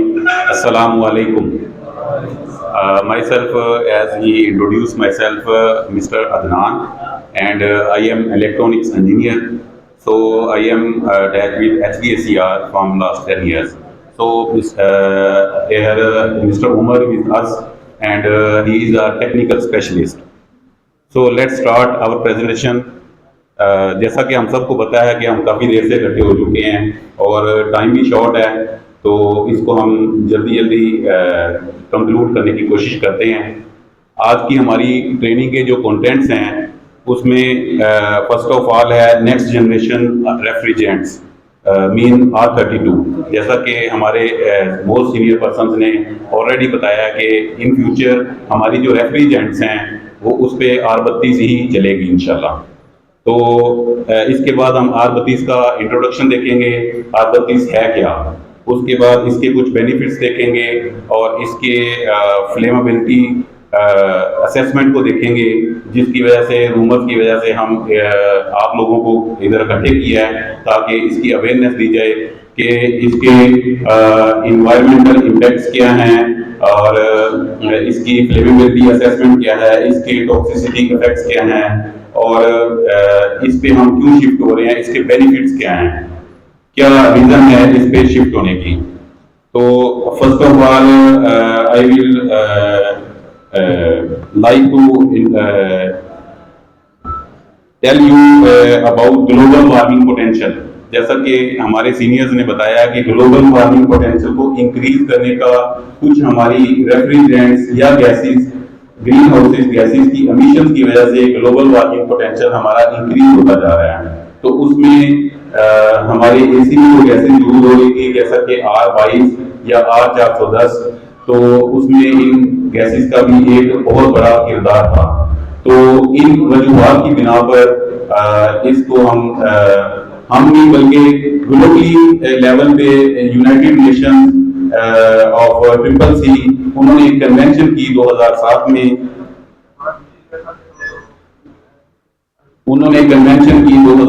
में, और उन्होंने कुछ प्लान बनाए, कुछ एग्रीमेंट साइन किए कि हमारे ग्लोबल वार्मिंग पोटेंशियल को इंक्रीज करने का और हमारे ओजोन की लेयर्स को तबाह करने का सबब बन रही हैं, तो उनको फेज आउट किया जाए और उनकी कंजप्शन को कम से कम किया जाए। तो ये उसी की एक कड़ी है। और मैं चाहूंगा कि हम एज ए पाकिस्तानी सिटीजन हम भी अपना इसमें किरदार अदा करें, क्योंकि इन गैसेस के एमिशन से होता क्या है, ग्लोबल वार्मिंग पोटेंशियल इंक्रीज होने के साथ साथ कुछ इम्पैक्ट्स आते हैं, जैसा कि ये ओवरव्यू सामने आपको नजर आ रहा होगा। सबसे पहले हीट वेव इंक्रीज होती है, उसके अलावा ग्लेशियर्स मेल्ट होते हैं जिससे सी लेवल इंक्रीज होते हैं। सी लेवल इंक्रीज होने से क्या होता है कि फ्लड्स आते हैं, फ्लड्स आएंगे तो लोगों को माइग्रेट करना पड़ेगा, पाकिस्तानी इकोनॉमी डिस्टर्ब होगी और हमारा एग्रीकल्चर सेक्टर भी बहुत ज्यादा इससे इफेक्ट होता है। इन चंद वजूहात की बिना पर हम इनको जैसे कि डेवलप्ड कंट्रीज इसको फेज आउट करने जा रही हैं, जैसे कि मैंने बताया कि UNFCCC इन्होंने कन्वेंशन की, इन्होंने भी प्लान किया, अमेरिका, जापान और जो भी डेवलप्ड कंट्री, यूरोप, इनमें ऑलरेडी ये फेज आउट हो चुकी हैं। इसकी डिटेल में आगे आप देखते हैं। तो हमें भी चाहिए कि हम इनको रेफ्रिजरेंट को, क्योंकि ये एक रेफ्रिजरेंट है और ये इसका एक पर्पस है, तो उसको पर्पस को लेते हुए इसकी नेगेटिव इम्पैक्ट्स को पहले तो समझें कि नेगेटिव इम्पैक्ट इसके हैं, अगर हैं तो क्या हैं, और इसकी प्रॉपर्टीज और कैरेक्टरिस्टिक्स क्या हैं, कि मतलब जैसे कि तैमूर भाई ने बताया कि रूमर्स और इंफॉर्मेशन की बेस पे हमें डिसीजन अपनी मतलब एक्ट्स को चेंज नहीं करना चाहिए। तो हम कुछ लॉजिकली चीजें डिस्कस करेंगे R32 के हवाले से। R32 जो है एक इको फ्रेंडली, इन्वायरमेंट फ्रेंडली और एक हाई एनर्जी एफिशिएंट गैस है, जिसकी वजह से इसकी, क्योंकि एनर्जी एफिशिएंसी बहुत ज्यादा है इसलिए इसकी कंजम्पशन कम हो रही है। ठीक है, कंजम्पशन कम होने से क्या होगा, ये एक लो कॉस्ट आ जाती है। ठीक है, सेकंड नंबर पे इसका ग्लोबल वार्मिंग पोटेंशियल जो है 677 है, जबकि इससे पहले जो रेफ्रिजरेंट यूज हो रही थी R410, उसका ग्लोबल वार्मिंग पोटेंशियल 2088 था। तो एक तो ये भी समझ में नहीं कि इसका ग्लोबल वार्मिंग पोटेंशियल उससे 3 गुना कम है। जैसा कि मैंने पहले बताया कि इसकी एफिशिएंसी ज्यादा है, तो इसकी energy consumption, sorry power consumption हमारे एसीज की, जैसे कि सर ने बताया कि हमारे एम्पेयर भी रिड्यूस होते जा रहे हैं न्यू टेक्नोलॉजी की बेस पे, तो इसकी एनर्जी कंजप्शन उस लिहाज से कम हो जाती है। सेकेंडली, इसको बहुत ज्यादा अडॉप्ट किया जा रहा है क्योंकि ये डेवलप्ड कंट्रीज में ऑलरेडी इम्प्लीमेंटेड हो चुकी है। इसके बाद हम जो रेफ्रिजरेंट हैं उनकी कुछ सीरीज को डिस्कस करेंगे। उन सीरीज में फर्स्ट ऑफ ऑल अगर हम देखें तो CFC है, और उसमें हमारी गैसेज जो थी रेफ्रिजरेंट थी R11 और R12 थी। इनका अगर हम देखें तो एटमॉस्फेरिक लाइफ टाइम बहुत ज्यादा था। साथ में ODP, इनका ODP 1 था, और सेकेंडली इसमें ग्लोबल वार्मिंग पोटेंशियल बहुत हाई था। तो लिहाजा ये टोटली फेज आउट हो चुकी हैं और बैन हो चुकी हैं। आपने कभी भी इसका यूज अभी नहीं देखा होगा। सेकंड फेज में हमारी सीरीज आ जाती है HCFC, उसमें हमारी रेफ्रिजरेंट जो एसी में पहले यूज हो रही थी R22 थी। तो R22 का ग्लोबल वार्मिंग पोटेंशियल भी बहुत ज्यादा, उसका GWP 0.05 है, और जबकि इसका 12 इयर्स एटमॉस्फेरिक लाइफ है। इस एटमॉस्फेरिक लाइफ टाइम को जरा समझें, वो क्या है, वो ये है कि जब ये एक्सपोज हो जाती है इन्वायरमेंट में, तो ये इन्वायरमेंट में कितने साल तक अपनी असली हालत में रहती है, क्योंकि आप इसके इम्पैक्ट पहले देख चुके हैं, सुन चुके हैं, ओवरव्यू कर चुके हैं कि इसके कुछ इम्पैक्ट्स हैं। अगर हवा में, इन्वायरमेंट में, एटमॉस्फेयर में ये रहेगी तो उसके इम्पैक्ट्स क्या हैं, तो ये कितनी देर रहेगी, उसके इम्पैक्ट्स कितने ज्यादा होंगे। इस चीज को हमें समझने की जरूरत है। जैसा कि इसका एटमॉस्फेरिक लाइफ टाइम जो 12 ईयर है, तो लिहाजा ये भी ग्लोबली बैन हो चुकी है। अब इसका स्लाइटली यूज है जो सिर्फ वो मतलब आफ्टर सेल सर्विस में, रिपेयरिंग पर्पस में, उधर कुछ ना कुछ जो सिस्टम इस पे डिजाइन हुए हैं ऑलरेडी, उन पे सिर्फ इस पर कमर्शियल डोमेस्टिक लेवल पे यूज रह गया है। और प्लान में ये 2030 से 2040 तक UNFCCC ने जो प्लान बनाया है ग्लोबली, इसको फेज आउट कर दिया जाएगा। उसके बाद अगर हम R32 को देखें, सॉरी थर्ड सीरीज हम देखें, रेफ्रिजरेंट्स की HFC है और उसमें हमारी AC की दो गैसेज हैं, R32 और R410। तो R410 का एटमॉस्फेरिक लाइफ टाइम 17 इयर्स है, जबकि उसका ओजोन ODP इसका 0 है, आल्दो बट इसका ग्लोबल वार्मिंग पोटेंशियल बहुत ज्यादा हाई है। जबकि एज कम्पेयर टू 410 हमारी जो R32 है उसका ODP भी 0 है, ग्लोबल वार्मिंग पोटेंशियल भी 3 गुना कम है। So it's conclusion environmental friendly है, ठीक है, इन्वायरमेंट को इफेक्ट नहीं करती, एटमॉस्फेरिक चेंजेस में किरदार अदा नहीं करती। सो और ये एफिशिएंट होने के साथ साथ लो कॉस्ट, वो मैंने आपको बताया कि लो कॉस्ट कैसे है। जब इसकी एनर्जी कंजप्शन कम होगी, इसका यूज कम होगा। फॉर एग्जांपल आगे हम देखेंगे कि इसका और R410 का कंपैरिजन में देखेंगे, इसका कितना मिकदार हम डालते हैं एसी में, उसकी कितनी मिकदार डालते हैं, इसकी एफिशिएंसी कितनी है, उसकी कितनी है। तो वो कंपैरिजन हम जब देखेंगे तो हमें ये चीज समझ आ जाएगी। ये low cost, high energy efficient और यूजर फ्रेंडली है। अच्छा, ODP क्या है? ओजोन की लेयर्स का तो हम सब जानते होंगे। ओजोन अल्लाह ताला ने ह्यूमन बीइंग या लिविंग बीइंग, कोई भी जानदार चीज है, उसकी प्रोटेक्शन के लिए अल्लाह ताला ने सन और अर्थ के बिटवीन एक लेयर प्रोड्यूस की हुई है। वो क्या करती है? सन की जो अल्ट्रावायलेट रेज या कोई भी हार्मफुल रेज हैं उनको प्रोटेक्ट करती है, जानदार चीज को उस हार्मफुल रेज से बचाती है। तो जो हम एमिशंस या गैसेस, इधर एमिशन या गैसेस हम कर रहे हैं ना, गैसेस जो हवा एटमॉस्फेयर में छोड़ रहे हैं, इन्वायरमेंट में छोड़ रहे हैं, तो वो जो ओजोन को तबाह करती हैं, तो उनमें कितना पोटेंशियल है, ये है हमारा ओजोन डिप्लेशन पोटेंशियल, ठीक है। तो ये टर्म एक्सप्लेन करने का मकसद ये है कि बार बार ये टर्म्स यूज हो रही हैं हमारी प्रेजेंटेशन में, ताकि इसका भी क्लियर अंडरस्टैंडिंग हमें हो जाए। उसके बाद GWP अपनी क्या है? ग्लोबल वार्मिंग पोटेंशियल, यानी ग्लोबल वार्मिंग को इंक्रीज करने की कितनी ताकत है इस चीज में, वो क्या है? Global warming potential. इसके बाद ये एशरे का टेबल रिसर्च लगाई गई है, जिसमें हमारी क्लासेस दी गई हैं फ्लेमेबिलिटी एंड टॉक्सिसिटी की, और 4 क्लासेस हैं फ्लेमेबिलिटी की और 4 क्लासेस दी हैं टॉक्सिसिटी की। So if we see A12, our subjective refrigerant R32 A2L class में एग्जिस्ट करती है। तो ये क्या है? माइल्डली फ्लेमेबल है, between low and mid, okay.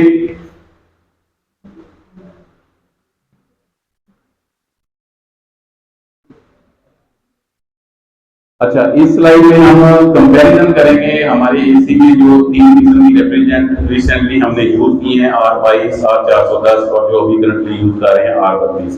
First of all R32 single component है। सिंगल कंपोनेंट का बेनिफिट क्या है? R410 मरकब है 2 गैसेस का, उसमें 50% R32 है और 50% R125 है। सो R32 सिंगल कंपोनेंट है, सिंगल कंपोनेंट का और नेचुरल गैस है। समहाउ ये ब्लेंड्स में भी यूज हो रही है, मगर ये नेचुरल गैस है और सिंगल कंपोनेंट है। सिंगल कंपोनेंट का फायदा क्या है कि ये इजी टू रिसाइकल है। तो इन फ्यूचर, जैसा कि सर ने बताया कि फ्यूचर में हम मतलब यही हमारा एंड नहीं है R32, more refrigerant can come, okay. इसी तरह रिसाइकल की तरफ भी रिसर्च जारी है। डेवलप कंट्रीज इस पे, डेवलप नेशंस इस पे रिसर्च कर रही हैं कि रेफ्रिजरेंट हम वेस्ट तो कर देते हैं। फॉर एग्जांपल हमारे कुछ टेक्निकल लोग बैठे होंगे, टेक्नीशियंस वगैरह जो एसी का काम करते हैं, जब एसी के अंदर लीकेज होती है तो जो उसके अंदर मौजूदा गैस होती है उसको हम वेस्ट कर देते हैं, निकाल देते हैं। वो निकाल के कहाँ जाती है? एयर में फैल जाती है, ठीक है। उसको रिसाइकल करने के लिए इस पे रिसर्च हो रही है, तो ये इजी टू रिसाइकल है। तो इस लिहाज से भी ये इन फ्यूचर बेनिफिशियल होगी। सेकंड पे देखें, स्मेल और अपीयरेंस इसकी देखें तो तीनों रेफ्रिजरेंट्स की कोई स्मेल और अपीयरेंस नहीं है। उसके बाद सेफ्टी क्लासेस जैसा कि पहले भी एक्सप्लेन की गई हैं। उसके बाद है कंबस्टिबल वॉल्यूम,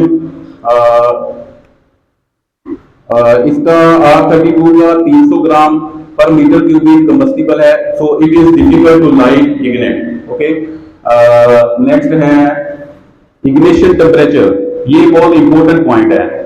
यानी कि अगर इसको हम लो और मिड के दरमियान कंसीडर कर रहे हैं तो उसका क्या है, वो इग्नेट होगी किस सूरत में होगी, उसकी कुछ सर्टेन कंडीशंस होंगी। उन कंडीशंस में एक कंडीशन ये है कि इसका इग्निशन के लिए टेम्परेचर जो एनवायरनमेंट टेम्परेचर है रिक्वायर्ड है फॉर 648 डिग्री। सो अगर इस टेम्परेचर को हम देखें तो वो भी इम्पॉसिबल है, क्योंकि एनवायरनमेंट टेम्परेचर 40-50 डिग्री से मैक्सिमम पाकिस्तान में ज्यादा नहीं होता। अगर वो भी रहे तो उसके पीछे भी यही रीजन है, कुछ हम गैसेज एमिशंस पे काम प्रॉपरली कर नहीं रहे। अगर कोई मतलब ग्लोबली वर्क किया भी जा रहा है तो उसको हम सपोर्ट करने की बजाय, उसको एक्सेप्ट करने की बजाय हम उसको नेगेटिवली रेजिस्ट कर रहे होते हैं। ठीक है, जैसा कि ये हमने आज सेमिनार में इसी पर्पस के लिए मुनक्कद किया है। उसके बाद इसकी ओजोन डिप्रेशन R32 की 0 है, R410 की भी 0 है, जबकि R22 की 0.5 है। उसके बाद ग्लोबल वार्मिंग पोटेंशियल जैसे कि बार बार एक्सप्लेन हुआ है, इसका 675 है, उसका 2088 था, जबकि उसका 1700 था R22 का। अच्छा, इस स्लाइड में मेन इंपॉर्टेंट पॉइंट जो है वो है जो मैंने पहले बताया कि ये हाई एनर्जी एफिशिएंसी है। इसकी कंजप्शन जो है सेम सिस्टम के अंदर जो R410 वाला सिस्टम था, सेम वही सिस्टम अगर उसमें 1 kg गैस हम डालते थे तो इसमें 800 ग्राम डालेंगे, यानी 80% ऑफ R410 इसकी कंजप्शन है। तो यानी कम गैस से सेम कूलिंग कैपेसिटी हम अचीव कर पाएंगे। तो इसका मतलब क्या हुआ, इसकी कंजप्शन कम है, इसकी एफिशिएंसी ज्यादा है। अगर एफिशिएंसी की बात करें तो इसकी कूलिंग कैपेसिटी जो 110% है, यानी 10% R410 की निस्बत इसकी एफिशिएंसी ज्यादा है। तो इस लिहाज से ये इकोनॉमिकल भी हुई। अच्छा, ये इसका कुछ बेनिफिट्स बताए गए हैं R32 के।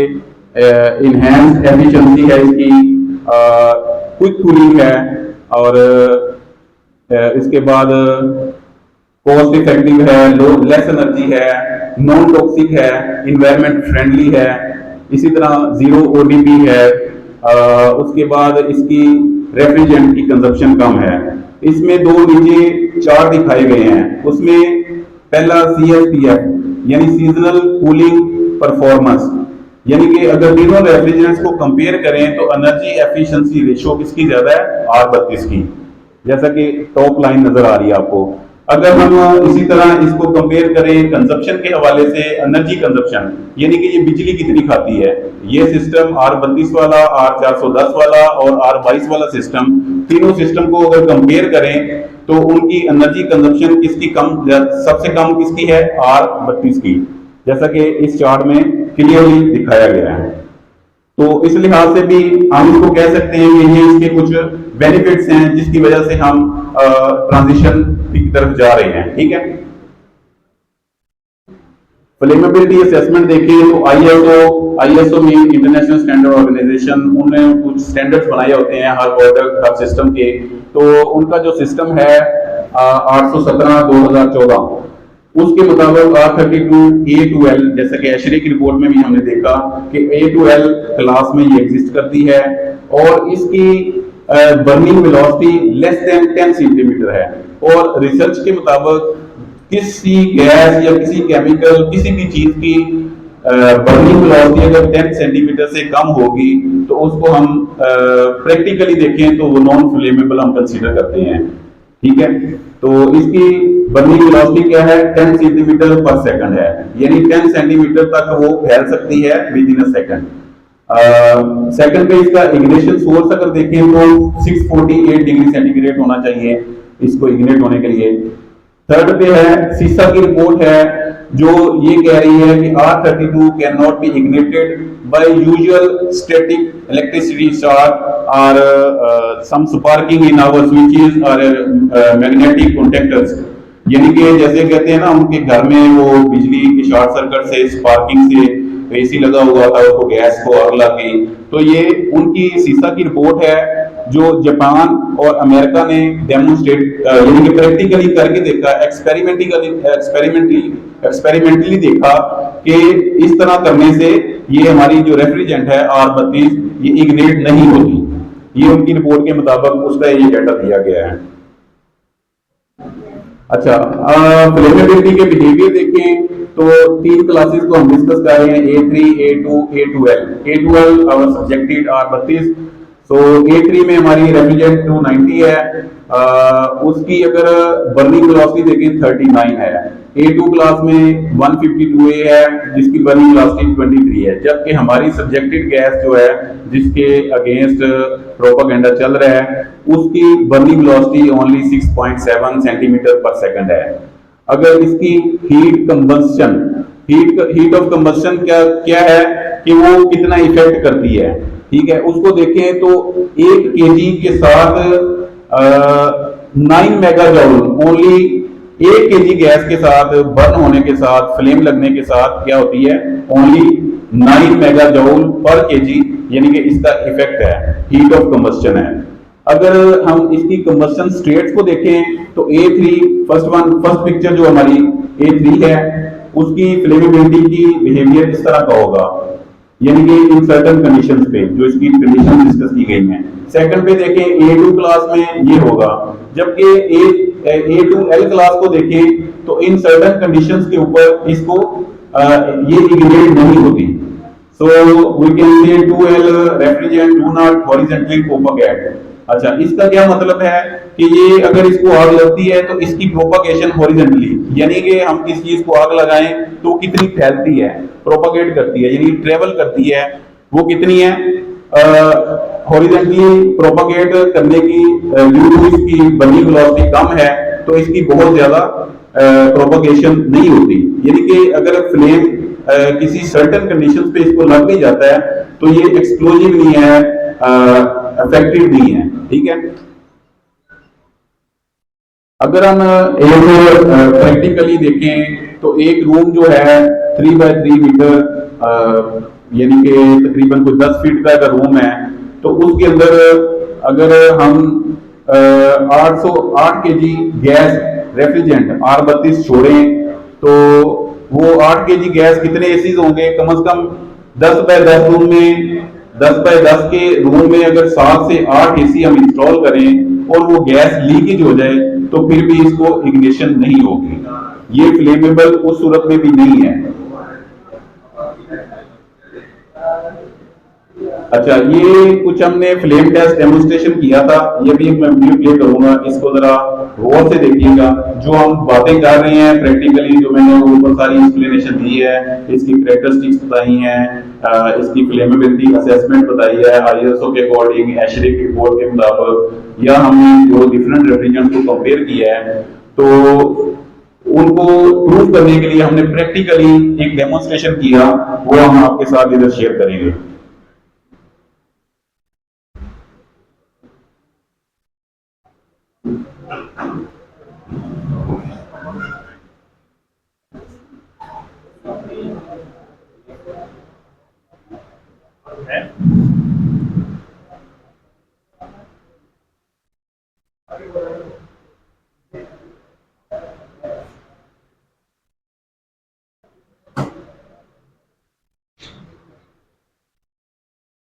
सिलेंडर है, अभी हम इसके सेशन के बाद प्रैक्टिकली इधर भी करेंगे। अगर किसी को कंफ्यूजन होगी तो वो अपना खुद आके इसको चेक भी कर सकता है। ये हमारे पास 10 केजी का रेफ्रिजरेंट है, R32 का सिलेंडर है, इसको हम प्रैक्टिकली अभी लाइटर के साथ फ्लेम दिखाएंगे और इसको वॉल को ओपन करेंगे। तो जैसा कि ये वीडियो में दिखाया जा रहा है तो आप देखेंगे कि इसकी फ्लेमेबिलिटी, इग्निशन की क्या सूरत हाल है।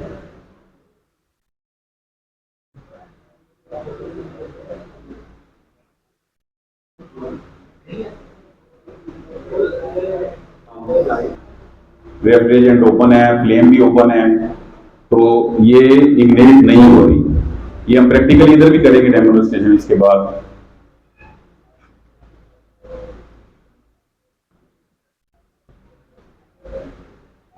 कंडीशन में है, ठीक है, जैसा कि इसमें दिखाया जा रहा है, वो उसके फ्लैपर्स वो मूव कर रहे हैं, पावर ऑन है, आउटडोर भी रनिंग कंडीशन में है। इसकी गेज से भी साबित हो रहा है कि यूनिट रनिंग कंडीशन में है। और इसमें ऑटोमेटिकली हम इसकी लीकेज करेंगे, रूम के अंदर इसकी लीकेज हुई है। और साथ में क्लोज रूम के अंदर हमने फ्लेम भी ऑन किया हुआ है, नीचे उसको आग लगाई हुई है, ठीक है। और ये within a minute, within a second, Chand second पूरी गैस उसकी लीक हुई है। तो उसको बिल्कुल फ्लेम या कोई इस तरह का, मतलब जो हम मार्केट में प्रोपेगेंडा सुन रहे हैं, तो इस तरह का कोई सीन उधर क्रिएट नहीं हुआ। रिव्यू करते हैं, केस स्टडी क्या है कि जापान में R32 को रेजिडेंशियल और कमर्शियल एयर कंडीशनिंग सिस्टम में यूज किया जा रहा है लो एनर्जी एफिशिएंसी और इन्वायरमेंटल फ्रेंडली की बेस पे। जब हम यूरोप की बात करते हैं तो उनकी एक EU F-गैस की सोसाइटी है या रेगुलेशन है, और उन्होंने हाई ग्लोबल वार्मिंग पोटेंशियल की बेस पे क्लाइमेट को जो डिस्टर्ब कर रही हैं उनको बैन करते हुए इस रेफ्रिजरेंट को सपोर्ट किया। जब हम ऑस्ट्रेलिया की बात करते हैं तो उन्होंने बड़ा एक अच्छा इकदाम किया, बड़ा अच्छा इनिशिएटिव लिया। उन्होंने गवर्नमेंट लेवल पे कोई इंसेंटिव पॉलिसी स्टार्ट की, जिसकी बेस पे ग्रीन हाउस गैसेस को उन्होंने फेज आउट करने का प्लान किया और उनकी कंजप्शन को कम करने का प्लान बनाया। ये एक केस स्टडी है फैसलाबाद में, ये जो बहुत फेमस हुआ। फैसलाबाद में एक केस हुआ जून 2024 में, जिसमें हुआ क्या था कि LPG गैस या सुई गैस, किचन के अंदर से गैस लीकेज हुई और उधर एक्सप्लोड हुआ, जिसकी वजह से कुछ नुकसान भी हुआ। उस पे मतलब प्रोपेगेंडा ये हुआ न्यूज पे, लोकल सोशल मीडिया पे जो न्यूज आई उसमें ये था कि ये लॉस हो रहा है। जबकि रेस्क्यू 1122 की रिपोर्ट आपके सामने ये नजर आ रही है, उनकी साइंस रिपोर्ट है। उनकी कंक्लूजन ये है कि किचन के अंदर से सुई गैस लीक हुई है, जिसकी बेस पे ये एक्सप्लोजन हुई है, ठीक है। इसी तरह न्यूज के अंदर भी यही रिपोर्ट है कि जबकि प्रैक्टिकली जब देखा गया तो वो एसी के अंदर R32 गैस नहीं थी, एसी कोई TCL या किसी ब्रांड का था और उसके अंदर R22 गैस थी, जबकि उसके अंदर बिल्कुल भी R32 गैस नहीं थी। जबकि जो जिन्होंने इन्वेस्टिगेट किया, उस केस को स्टडी किया, उनकी रिपोर्ट के मुताबिक, उनकी कंक्लूजन के मुताबिक जो उसमें LPG या सुई गैस के अंदर लीकेज होने की वजह से वहां पे ये एक्सप्लोजन हुई। अभी हम एक लाइव डेमोन्स्ट्रेशन करेंगे एक्सप्लेनेशन के लिए। मैं चाहूंगा कि जिन लड़कों को, जिन टेक्नीशियंस को, मेरे भाइयों को थोड़ी कंफ्यूजन है, कोई मतलब मिसअंडरस्टैंडिंग है, या इस वीडियो को वो प्रॉपरली अंडरस्टैंड नहीं कर पाए, या उनको लग रहा है कि इसमें कुछ रद्दो-बदल है, कोई मैनिपुलेशन हुई है, तो वो आगे मैं चाहूंगा कि खुद प्रैक्टिकली जब देखें। तो स्टार्ट में हम आपके सामने ये प्रैक्टिकली करते हैं। हम इसका फ्लेम ओपन करेंगे और उसको इग्नाइट करेंगे लाइटर के साथ। तो आप देख सकते हैं प्रैक्टिकली कि इसको बिल्कुल भी फ्लेम नहीं लगता।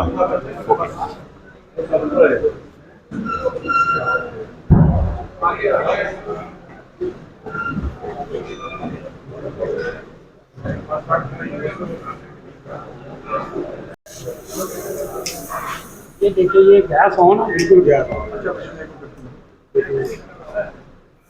बस लो टाइप उतर जाएगा।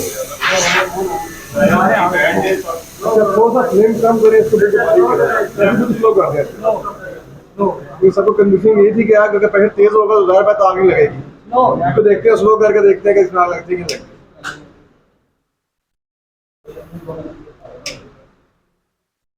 सिर्फ ये फ्लेम है सिर्फ, और बिल्कुल स्लो गैस पे। नहीं, कोई स्टूडेंट्स में से या टेक्नीशियंस में से कोई आगे इसको प्रैक्टिकली देखना चाहे, करना चाहे?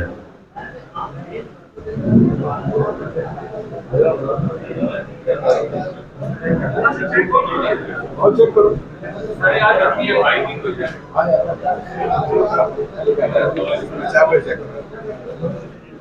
चेक करो।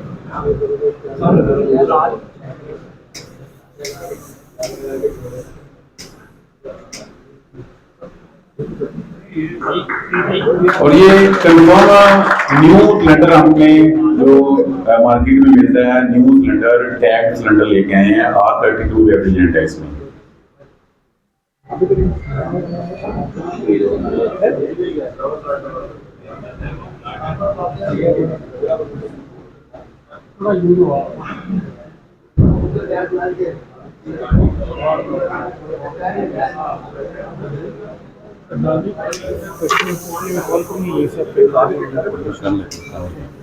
बस ये कि कोई हमारी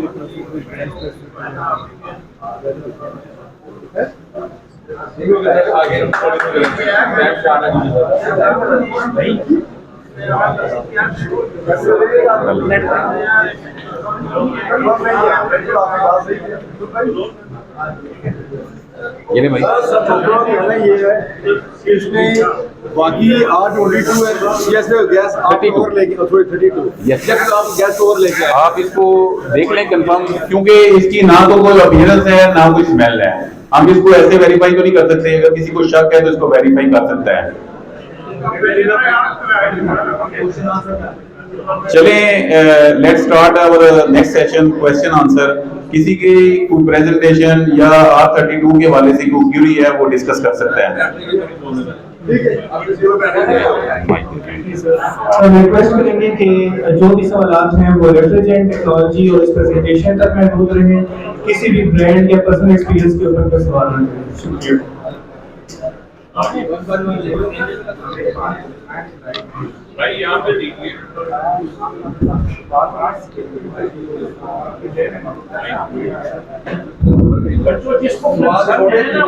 सवाल जरूर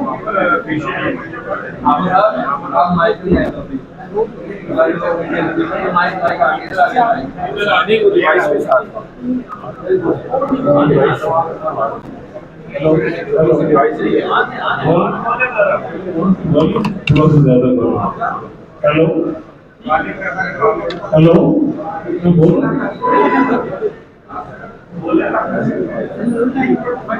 हेलो, मेरा मुजफ्फर नाम है, मुजफ्फर शहर और इस फील्ड में कोई 45 साल का मेरा एक्सपीरियंस है।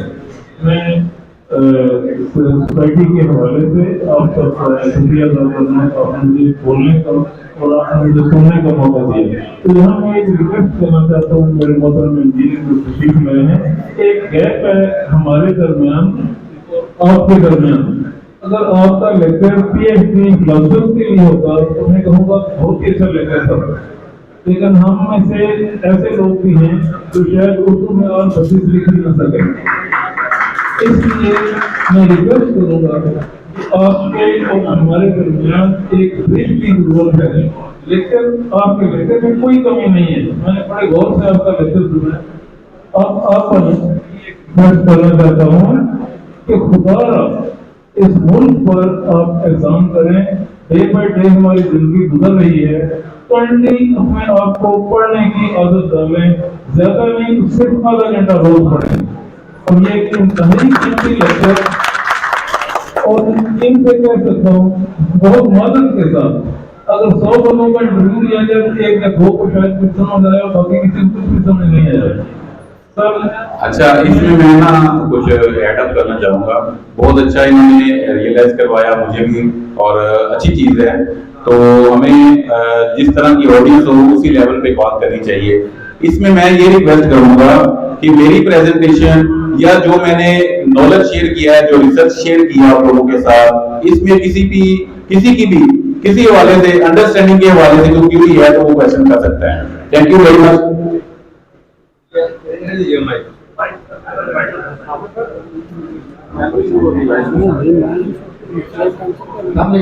वालेकुम सलाम। अभी सबसे पहले ना तैमूर भाई नाम है आपका? Yes yes. तैमूर साहब ने हमें बताया कि ये जो कुछ हो रहा है आपके और हमारे दरमियान अंडरस्टैंडिंग के लिए हो रहा है कि कहाँ पे हम गलत है, टेक्नीशियन गलत सोच रहे हैं, सोशल मीडिया का कुछ हो रहा है। अभी मैं कंफ्यूज हो गया हूँ। मैं ऑलरेडी एक चाइनीज ट्रेनिंग ले ली हूँ चाइनीज के साथ। वो कहते हैं कि आप इसके साथ 6 फुट की लीड लगाएं और आपने 6 फुट दूर खड़े होकर इसको चार्ज करना है। आप लोग कह रहे हैं ये फ्लेमेबल नहीं है, वो कह रहे हैं इसको हवा में जाया नहीं करना, आपने सिलेंडर में भरती है और हमारे दफ्तर में जमा करवा रहे हैं। मैं कंफ्यूज हो गया हूँ कि आप सही कह रहे हैं तो मैं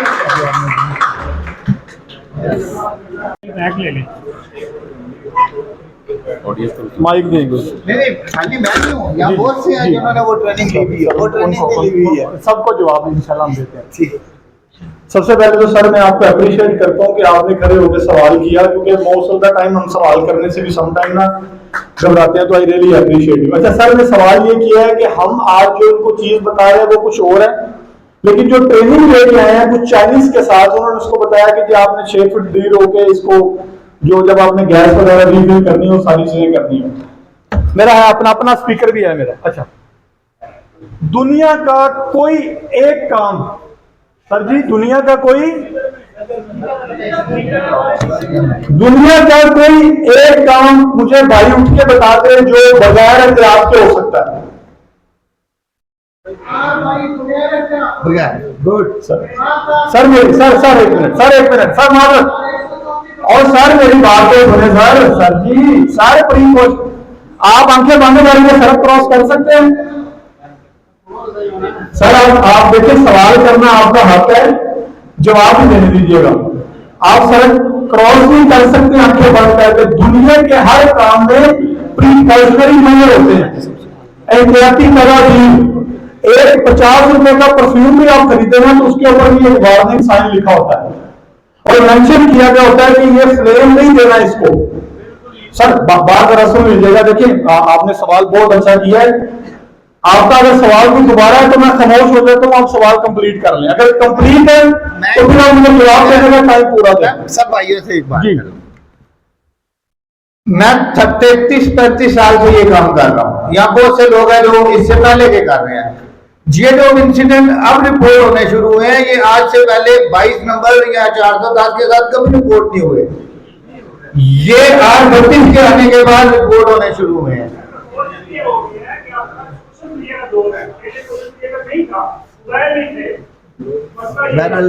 सर कन्वेंशनल गुफ्तगू एक छोटी सी बात, आप 22 है वो जिल्द को फर्क करती है, क्यों जब एहतियात को नहीं बंदा यूज करता, ये जिल्द को फर्क नहीं करती। आप उसको क्या है आप करें वो आपका साथ देगी। अच्छा सर, मजे की गल असी ना सोल्यूशन तरफ नहीं जाते, थोड़ा ना गलों से उलझा देते हैं। और सर मैंने कहा कि R32 R34 पे कोई एहतियात नहीं है। आप R32 R34 पी सकते हैं, गैस खा सकते हैं, सांस ले सकते हैं, उसमें सांस लेने के लिए हमें ऑक्सीजन चाहिए होती है। ये बड़ी माजरत के साथ आपने कहा कि जी R32 पे कोई एहतियात उस पर नहीं होती, R34 पे। सर प्रीकॉशनरी मेजर को हम बंद करके आप पैदल चलेंगे, ठुक जाएंगे कहीं जाके। एहतियात तो पानी पीने की भी है कि पानी मुंह से पीना, नाक से नहीं पीना। आप कैसे कह सकते हैं कि R32 वो फलानी गैस उसकी कोई एहतियात नहीं है? क्या वो गैस पीने के लिए, क्या वो गैस सांस लेने के लिए?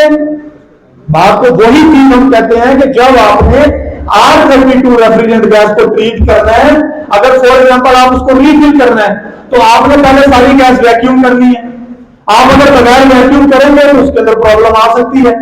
इसके अंदर कोई ऐसी बात नहीं, चाइनीज ने आपको कोई गलत नहीं की, उन्होंने आपको प्रॉपरली गाइड किया है। आप कहते हैं फ्लेमेबल है, मुझे ये बताएं कि इन्होंने जो कोड पहना है इसको आग लग सकती है या नहीं लग सकती है? कब लगेगी? जब हम इसको तीली लगाएंगे। पेट्रोल दुनिया में सबसे ज्यादा ऑब्जेक्ट है जिसको आग लगती है, कब लगेगी? जब हम उसको तीली लगाएंगे। मुझे एक चीज बताया, वो दुनिया में बड़ा सियाना बंदा है जिन्हें पता होगा पेट्रोल पे जाके तीली लगाएगा। या फॉर एग्जाम्पल मैं कहता हूँ जी इन डोर से आप गैस लीक हो रही है, एक मिनट सर, एक मिनट मुझे कंप्लीट करना है। फॉर एग्जाम्पल इन डोर से गैस लीक हो रही है, गैस धमाकेदार है, एक बंदा है उसने देखा गैस लीक हो रही है, आगे तीली लगा देगा। ऐसा नहीं होता। प्रीकॉशनरी मेजर, एहतियाती तदाबीर दुनिया के हर काम में होती है। मैं लॉ से मोटरवे पे आया हूं, मेरी लिमिट 120 है, मेरी गाड़ी 160 में जाती है। मुझे उसने कहा है कि एहतियाती तदाबीर यह है कि आपने 120 से ऊपर नहीं जाना। R32 को ट्रीट करने की भी प्रीकॉशनरी मेजर्स है, एहतियात है कि भाईजान आपने तरीके से करनी है, पूरी गैस वैक्यूम करनी है, कोई बबल ना जाए, कोई वाटर ड्रॉप ना जाए, नहीं तो प्रॉब्लम आ सकती है। और सर मुझे एक चीज बताएं, दुनिया की कोई भी ऐसी प्रोडक्ट मुझे बताएं जो बगैर एहतियात के इस्तेमाल कर सकते हैं आप? सर मुझे ये समझ नहीं आ रही। और सर आपने शायद लेट किया, हमने सोशल मीडिया में अगर ओनर हो रहे हैं हम यहाँ पे खड़े होके कि सोशल मीडिया की वजह से ही हम आज यहाँ पे सारे इकट्ठे हैं, या जो भी हम बहसो मुबाहिसा कर रहे हैं, सीख रहे हैं, सिखा रहे हैं, just because of social media. Social media के ऊपर ऐसी ऐसी नेगेटिव खबरें आती हैं, अगर हम सारी में बिलीव करना शुरू कर दें तो फिर ऐसी कर ले काम।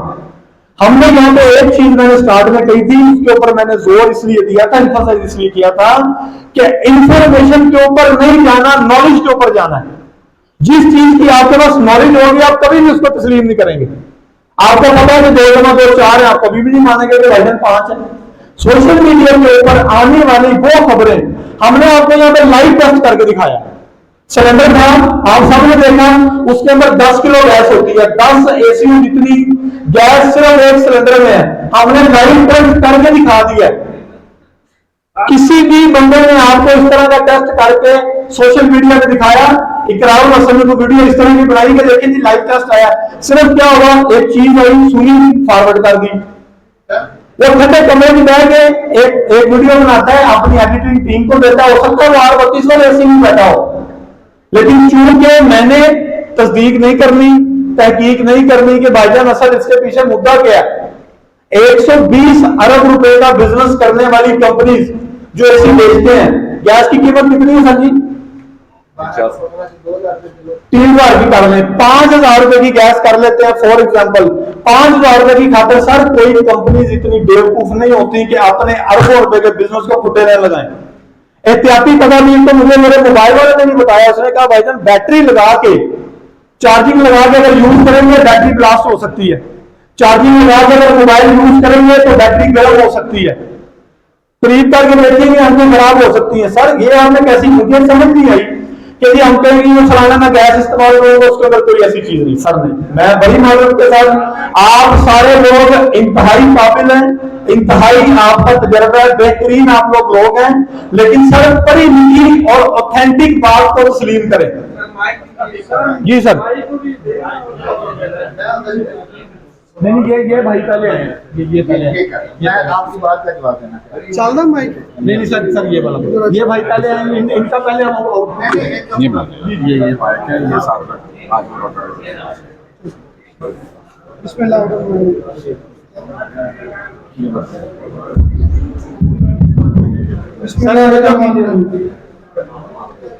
जी सर मैं बड़ी माजरत जरा ना गल ਤੁਸੀਂ ਹੈਗੇ ਸ਼ਾਇਦ ਮੋਟੀਵੇਸ਼ਨਲ ਸਪੀਕਰ। ਮੈਂ ਤੁਹਾਨੂੰ ਜਿਹੜੀ ਗੱਲ ਪੁੱਛੀ ਸੀ ਤੁਸੀਂ ਮੈਨੂੰ ਉਹ ਨਹੀਂ ਦੱਸਿਆ। ਮੋਟੀਵੇਸ਼ਨਲ ਸਪੀਕਰ ਸੁਣ ਲਈ ਸਾਡੇ ਕੋਲ 110 ਹੈ। ਇੱਥੇ ਬੜੇ ਸਾਰੇ ਬੰਦੇ ਨੇ ਜਿਹੜੇ ਮਾਈਕ ਤੇ ਆ ਕੇ ਬੋਲ ਸਕਦੇ ਨੇ, ਕੋਈ ਐਸੀ ਗੱਲ ਨਹੀਂ, ਸਾਰੇ ਹੀ ਬੋਲ ਲੈਂਦੇ ਨੇ। ਫਲਾਨੀ ਗੱਲ ਮੰਨਣੀ, ਫਲਾਨੀ ਨਹੀਂ ਮੰਨਣੀ, एहतियात करनी, ਗੱਡੀ ਚੋਂ एहतियात करनी। ਅੱਜ ਤੋਂ ਪਹਿਲੇ 134 ਸੀ, ਕੋਈ ਬੰਦਾ ਹੱਥ ਖੜਾ ਕਰਕੇ ਦੱਸੋ कभी भी तुम 134 खरीदी होवे तो ਉਹਦੇ ਉੱਤੇ ਲਿਖਿਆ ਹੋਵੇ ਕਿ ਫਲੇਮਰ ਮਿਲ ਗਿਆ ਸਰ, ਹਾਂ ਖੜਾ ਕਰੋ ਜੀ ਕੋਈ ਬੰਦਾ। ਆਪ 600 ਜਦੋਂ ਆਈ ਨਾ ਫਰੀਜ਼ਾ ਦੇ ਵਿੱਚ ਫਲੇਮਰ ਪਰ ਪੈਸੇ ਉੱਤੇ ਲਿਖਿਆ, ਜੇ ਕਿਸੇ ਨੂੰ ਬਾਹਰ ਜਾਂ ਕਿਸੇ ਦੇ ਘਰ ਲੈ ਜਾਣਾ ਉੱਪਰ ਜਾ ਕੇ ਖਾਣਾ ਲਿਖਿਆ ਹੈ 025 ਰੁਪਏ ਲਿਖਿਆ ਹੈ। ਆਪ ਭਾਈ ਤੇ ਸਰ ਲਿਖਿਆ, ਆਪ 410 ਤੇ ਲਿਖਿਆ। ਸਾਰੇ ਅਸੀਂ ਇਕੱਠੇ ਬੈਠੇ ਹੋਏ ਤੇ ਤੁਸੀਂ ਸਾਨੂੰ ਦੱਸੋ ਇਹਨਾਂ ਦਾ ਲਿਖਿਆ ਕਿਉਂ? ये आपको ना क्या हर चीज की एहतियात होनी है भाई हमने मेरी बात सुन ले, गलत काम ना करो, बात तो सुन ले। मैं तकरीर करता हूँ बस अल्हम्दुलिल्लाह मैं अपना जिले जो फर्स्ट आ रहा हूँ। हमने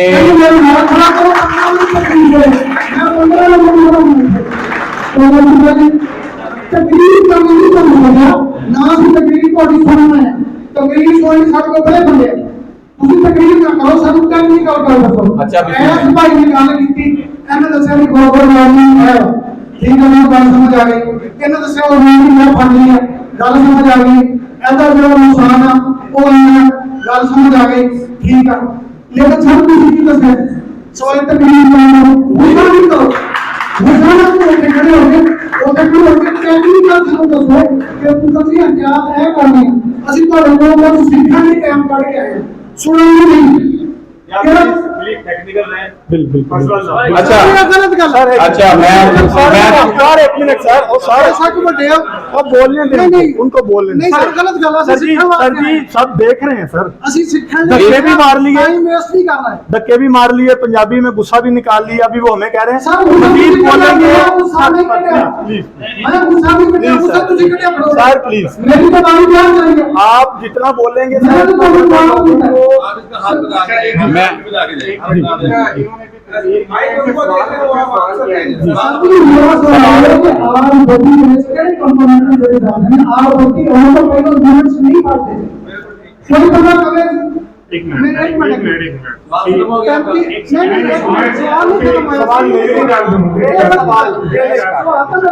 टेक्निकली बताते हैं आपको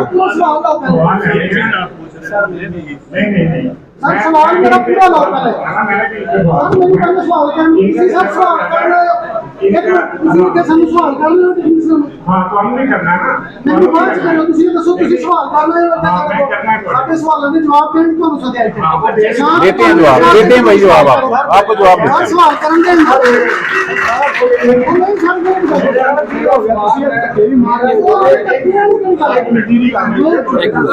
मैं बताता हूँ एक मिनट सर प्लीज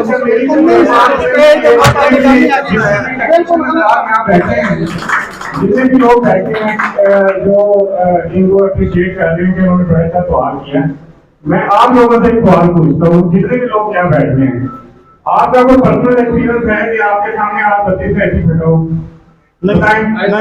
हाँ खड़े रहिए ना इधर सामने है आप बताइए आप 32 से ऐसी खड़े नहीं आपने काम किया उसके ऊपर अरे मैं क्यों किया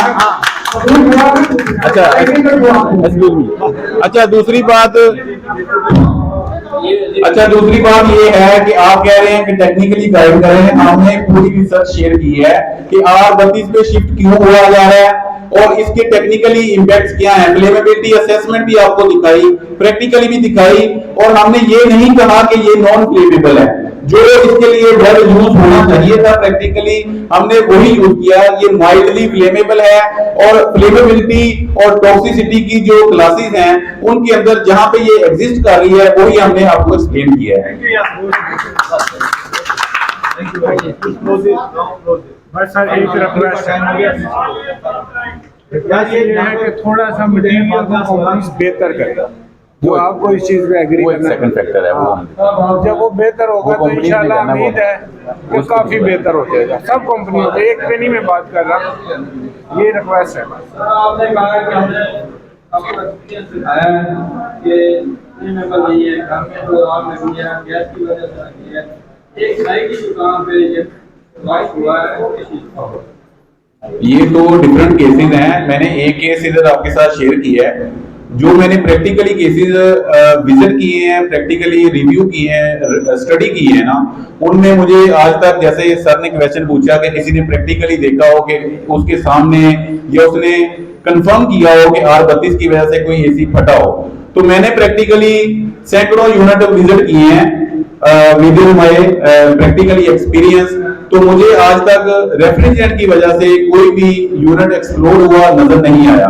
सब रीजन क्या आई है उसमें इलेक्ट्रिकली शॉर्ट सर्किट हुआ है इलेक्ट्रिकली अप्लायंसेस उसकी इफेक्ट की है जिसकी वजह से वो प्लास्टिक के साथ मेल्ट हुए उसमें कुछ फ्लेमेबल पार्ट होते हैं उनके साथ शॉर्ट सर्किट हुआ स्पार्किंग ने उसको इफेक्ट किया कोई भी एक सिंगल यूनिट या सिंगल केस हमने ऐसा स्टडी नहीं किया जो रेफ्रिजरेंट की लीक होने की वजह से एक्सप्लोड हुआ हो जैसे कि हमने एक रूम वाली वीडियो भी आपको दिखाई है कि रूम के अंदर एक एसी इंस्टॉल्ड है रनिंग कंडीशन में है फ्लेम भी चल रहा है और उसके अंदर से गैस भी लीकेज हुई है अभी अनफॉर्चुनेटली उसकी वॉइस क्लोज थी इस वजह से आपको समझ नहीं आया उसकी लीकेज की आवाज भी आती है और लीकेज हो भी रही है विद इन अ सेकंड उसका पूरे एसी की गैस लीक हो गई उसी कमरे के अंदर फ्लेम भी चल रहा है but no any explosion no any flammability हमने कोई भी ऐसी चीज उधर ऑब्जर्व नहीं की ये हम प्रैक्टिकली अपने हाथों से आपके सामने कर रहे हैं, इतने कॉन्फिडेंस के साथ कर रहे हैं,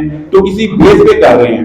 हमने आपके साथ यूनाइटेड नेशंस की रिसर्च शेयर की, एशरे की रिसर्च शेयर की, और ग्लोबली जो डेवलप्ड कंट्रीज हैं वो क्यों इस पे ट्रांजिशन पे जा रहे हैं, क्यों फेज आउट कर रहे हैं, उसके सारे इम्पैक्ट्स आपको एक्सप्लेन किए।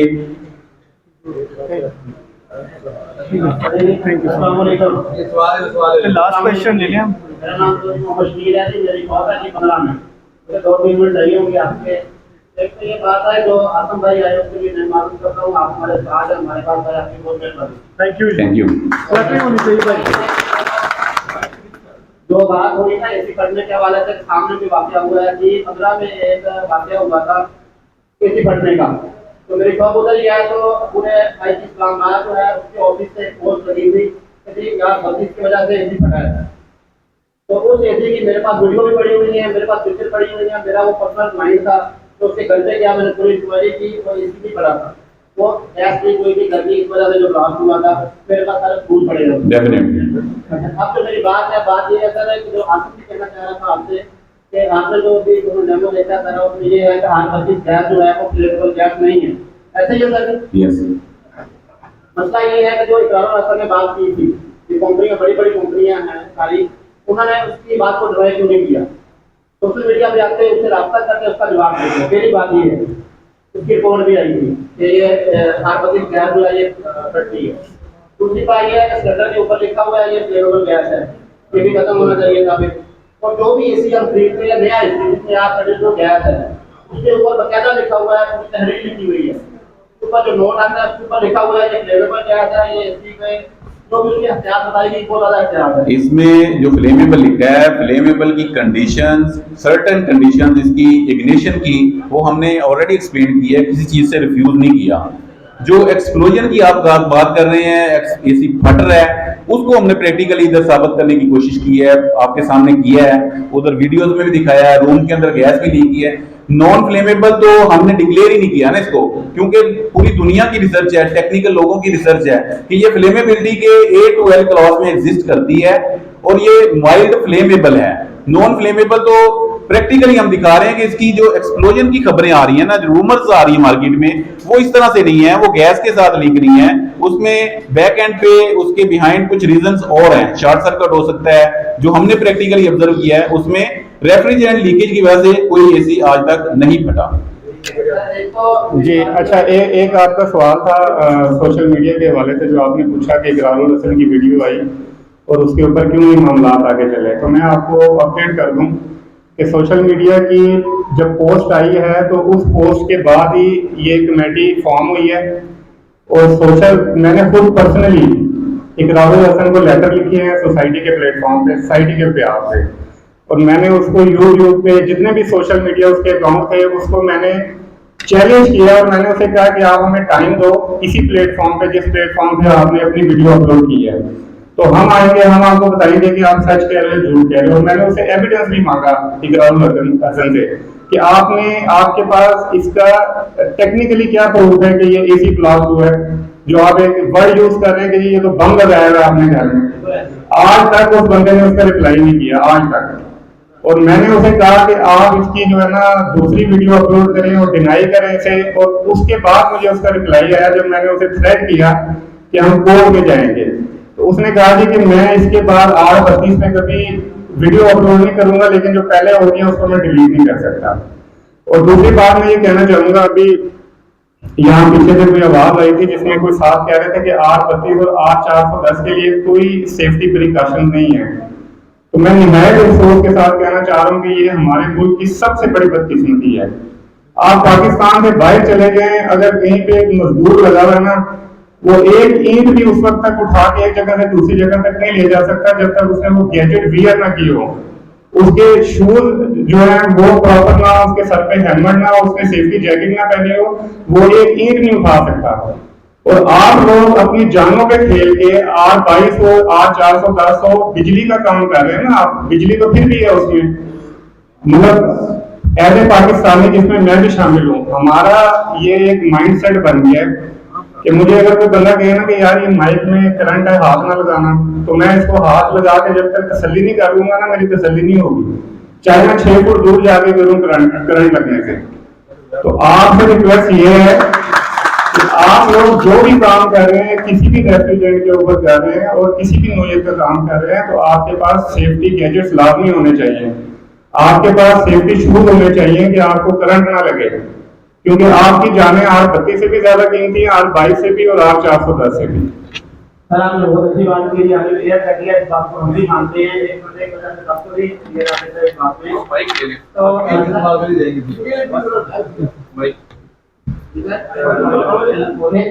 लास्ट रही बात की, हम तो बार बार बात करते हैं कि बाहर मुल्कों में ये गैस चल गई है और सारी चीजें हैं ग्लोबल वार्मिंग के हवाले से, या तो फिर ऐसा हो कि जो क्वालिटीज है बाहर के मुल्कों की, वो क्वालिटी हमारे पाकिस्तान में इशू के अंदर भी हो। हमारे तो 6 महीने में लीक हो जाते हैं, वो सारी चीजें देखनी पड़ेगी। हमारी बात तो नहीं जा सकती मेरे कंपनियों तक। आप तो बड़े लोग हैं, हमारे उस्ताद है, हमारे लिए आप आए, आप उनसे रिक्वेस्ट कर दें अगर बाहर मुल्क के मॉडल पे चलना है, उनके हिसाब से काम करना है, तो फिर क्वालिटी पे कुछ मेहरबानी करें, हमारी यहाँ पे कीजिए। बहुत शुक्रिया सर, जी सही। लास्ट क्वेश्चन करें, फिर वक्त की पाबंदी की वजह से हम फिर इसको कंक्लूड करेंगे। शुक्रिया जी।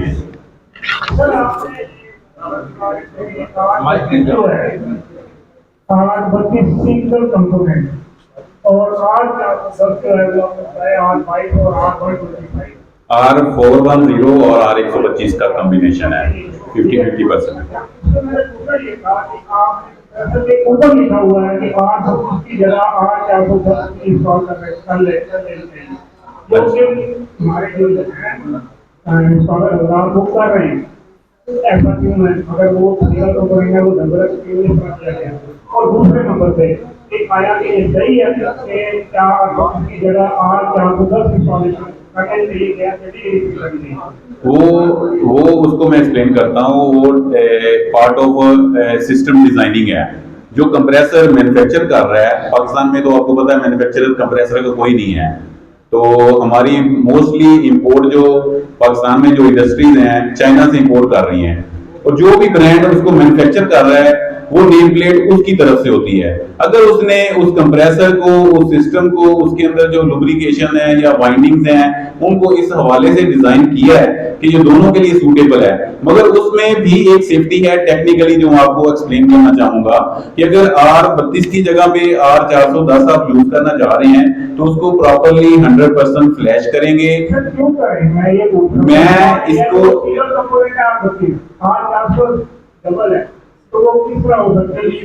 मैं तो पहले ही आपको बता चुका हूं कि R410 के अंदर भी 50% R32 है, वो ब्लेंड है, ये नेचुरल गैस है और सिंगल कंपोनेंट है। उसकी अफादियत भी आपको मैं एक्सप्लेन कर चुका हूं कि सिंगल कंपोनेंट के क्या फायदे हैं, क्या बेनिफिट्स हैं, और इसकी ट्रांजिशन भी आपको बता चुका हूं। मगर कुछ और फैक्टर्स की बेस पे अगर मैन्युफैक्चरर ने एक यूनिवर्सल डिजाइन बनाया है कंप्रेसर का, तो इसका वही प्रॉपर्ली एक्सप्लेन कर सकता है। उसने अगर नेम प्लेट के ऊपर लिख दिया है तो इट्स मीन दोनों सिस्टम के लिए ये सूटेबल है कंप्रेसर। और सेकंडली उसको यूज करने के लिए कुछ एहतियाती तदाबीर हैं, स्टैंडर्ड्स हैं। जैसा कि भाई ने पहले क्वेश्चन किया, हर चीज का, हर काम का एक स्टैंडर्ड होता है। उस स्टैंडर्ड को फॉलो करते हुए हम सिस्टम अगर चेंज करेंगे, रेफ्रिजरेंट चेंज करेंगे, उस सिस्टम को प्रॉपर्ली इलिमिनेट करेंगे, रिमूव करेंगे, उसके अंदर से फ्लैशिंग करके नाइट्रोजन से कर लें, नाइट्रोजन से फ्लशिंग करें, उसके बाद उसकी वैक्यूमिंग करें, सिस्टम के अंदर से एयर निकालें, फिर नई रेफ्रिजरेंट डालें।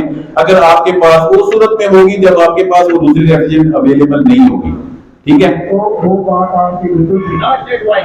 Yes, this is not advisable, this is opportunity या फैसिलिटी या फीचर कह सकते हैं कंप्रेसर मैन्युफैक्चरिंग की तरफ से कि वो उसने डुअल के लिए डिजाइन किया उस कंप्रेसर को।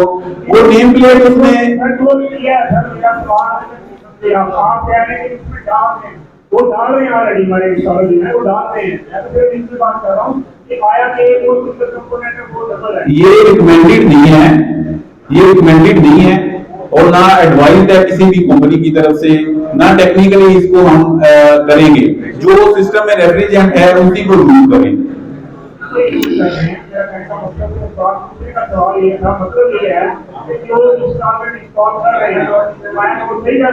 नहीं नहीं नहीं कर रहे सही ना वो सिस्टम जिस ये है कि आपने जितना भी दिया आपने होना जैसा इसमें एक भी है काफी तरह की नहीं बताई कि आज बच्चों को किस तरह इंस्टॉल करना है किस तरह नहीं करना है या इन्होंने क्या करना है।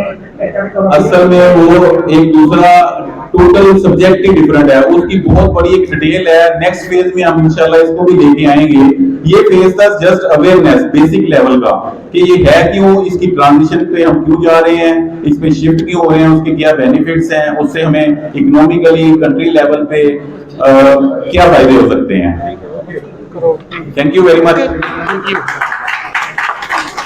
Thank you so much. मैं बहुत मशहूर हूँ आपका, आपने डिटेल्स के साथ सारी प्रेजेंटेशन ब्रीफली दी और बहुत से लोगों के कुछ क्वेश्चन थे जिनको आपने एफर्टलेसली सारा आंसर्स किए। Thank you so much. अब मैं दावत देना चाहूँगा जनाब अतर सिद्दीकी साहब को कि वो स्टेज पर आएँ और कुछ कमेंट्स अपने इस पर पास करें। Thank you.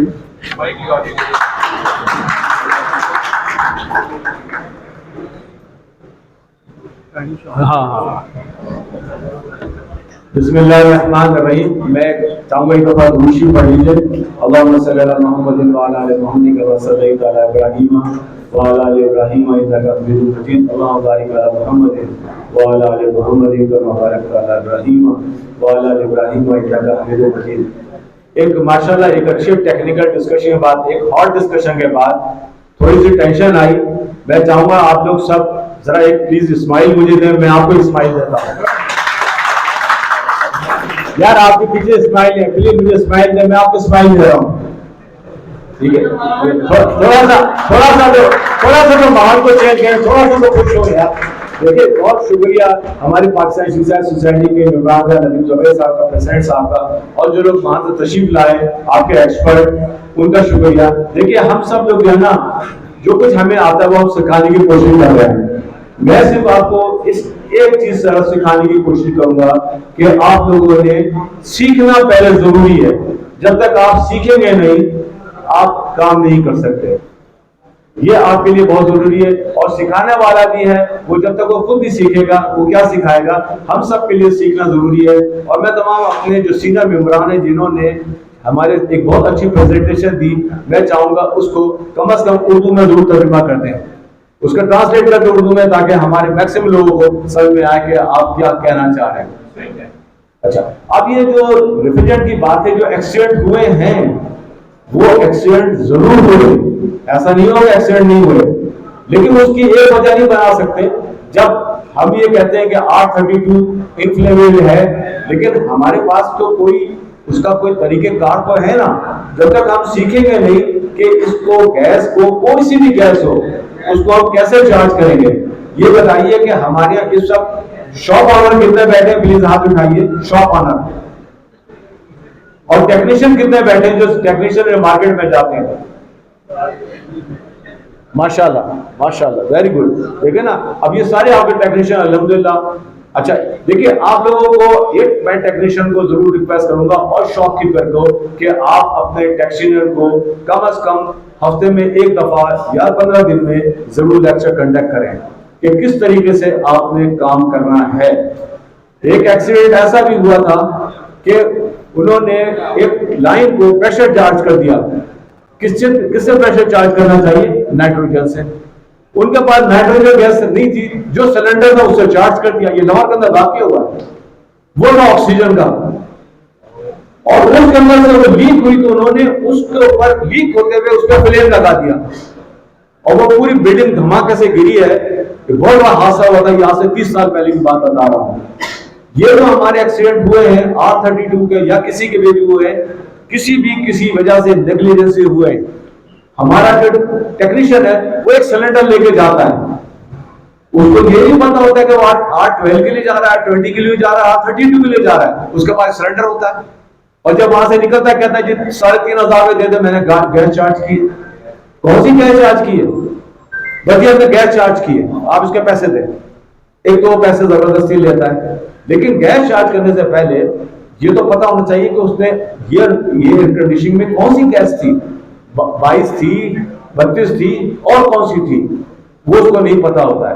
एक टेक्नीशियन से मैंने पूछा, यकीन माने कि मैंने कहा यार आजकल कौन सी गैस चल रही है, उसने बरबला ऐसे जवाब दिया कि आज का एक सस्ती गैस चलिए R600 कोई नवी आई है यार, R600 को सोच सकता है कि एसी के अंदर कोई डाल दे, और अगर वो R600 एसी में डाल देता है फिर क्या होगा? तो जो एक्सीडेंट हुए हैं उसके पीछे कोई तरीका हुआ है, कोई वजह हुई कि उसको ढूंढना जरूरी है। हमें प्रोपेगेंडा के पीछे नहीं चाहिए कि R32 जो फ्लेमेबल है, नहीं जी फ्लेमेबल, देखिए हर जो गैस है वो फ्लेमेबल होती है, चाहे वो ज्यादा हो या कम हो, लेकिन हम जरूरी तो नहीं है कि हम ऐसा काम करें। अच्छा, बाहर के मुल्कों में जो गैस जाती है, ग्रेक साहब भी अमेरिका के अंदर है, आरामको के अंदर है, मैं भी मुख्तलिफ दुनिया में घूम के आया हूँ, वो वाइब्रेट देते हैं। आपका दुकानदार भी वाइब्रेट देता है, वाइब्रेशन देता है गैस नहीं, आप चार्ज करते हैं प्रेशर के ऊपर, कैसे हो सकता है? आपने वाइब्रेट चार्ज करना है गैस को, कौन करता है? लेकिन अगर आप नहीं कर रहे हैं, अगर नहीं कर रहे हैं तो आप गलती कर रहे हैं। या आपको अपने टेक्नीशियन को सिखाना है, देखिए पैसे आप मालिक से ज्यादा लें, लेकिन उसका जब आप गैस चार्ज करेंगे तो प्रॉपर्ली गैस चार्ज होगा, वैक्यूमिंग होगा, प्रेशर टेस्ट होगा, तब उसके बाद कहीं लीकेज होगी जब भी तो गैस निकली है। क्यों निकली है गैस? इसका मतलब है या तो वो फ्रॉड कर रहा है, बस गैस दे के पैसे दे दो, और अगर रियली निकली है तो उसका आपको पता होना चाहिए कि ये गैस निकली है, क्यों निकली है। उसके तरीकेकार ये है जो इंटरनेशनल है कि आप सबसे पहले गैस को स्टोर करेंगे, उसका वेट करेंगे कि कितनी आपने गैस स्टोर की है, उसके बाद आप वैक्यूम करेंगे, प्रेशर देंगे, वैक्यूम करेंगे, और उसके बाद आप वेट के लिहाज से उसको चार्ज करेंगे जितनी उसकी रिक्वायरमेंट है, नॉट प्रेशर के ऊपर। ये हमें चीजें सीखनी पड़ेंगी, और हम अपने टेक्नीशियन को कसूरवार नहीं ठहराते जब तक कि हम उनको पढ़ाएंगे नहीं। हमने पढ़ना है और वो पढ़ाना है। भाई कौन टेक्नीशियन पढ़ना चाहता है? हाथ खड़े करो। They all want to learn. सब जरूर आपके सामने हैं, सब सीखना चाहते हैं, हमें उनको सिखाएं। अच्छा, जो आपका सवाल था 410 का, और आपका उसका ये काफी मैन्युफैक्चर जो बड़े एसी कर रहे हैं वो 822 भी डाल रहे हैं और 410 भी डाल रहे हैं। इसके लिए अब जो कंप्रेसर हैं वो रिकमेंडेड हो गए कि वो दोनों गैसेस पे काम कर सकते हैं। पहले ऑयल इनका अलग-अलग आता था, अब कॉमन ऑयल आ गया है जिसपे आप 410 और 22 को इस्तेमाल कर सकते हैं। कॉमन ऑयल आ गया है, लेकिन ये नहीं हो सकता कि बीच में 22 भी पड़ी हो और आप उसको 410 से कर दें। नहीं, एक गैस आपने इस्तेमाल करनी है, चाहे 22 करें या 410 इस्तेमाल करें। कंप्रेसर में लिखा हुआ है नॉट टू 410 और 22 मिक्स करके नहीं करेंगे, या तो 22 करेंगे या 410 करेंगे। तो मेरे ख्याल से मेरी तरफ से इतना मैसेज काफी आप लोग के लिए। हमें सीखना सिखाना चाहिए, हम सब हाजिर हैं अपने टेक्नीशियन के लिए कि आप हमसे सीखें, और आप सब जो लोग मालिक हैं वो सिखाना चाहते हैं, हाथ करके सिखाना चाहते हैं, आप सिखा सारे लोग सिखाना चाहते हैं। अल्हम्दुलिल्लाह आप सीखें, हम सिखाएंगे आपको, लेकिन काम ईमानदारी से करें, नेक नियति से करें और सही करें। तो फिर आप अपनी जान की फिक्र करें और दूसरे की भी जान की फिक्र करें। देखिए गैस, हर घर में गैस का चूल्हा लगा हुआ है, आपको पता होना चाहिए कि लीक होती है तो स्मेल आए तो आप तीली नहीं जलाएंगे जब तक कि वो गैस रिलीज ना हो जाए। ये सारे प्रिकॉशन तो आपको लेने पड़ते हैं ना। तो ये मेहरबानी आपकी, बहुत शुक्रिया आप लोगों का।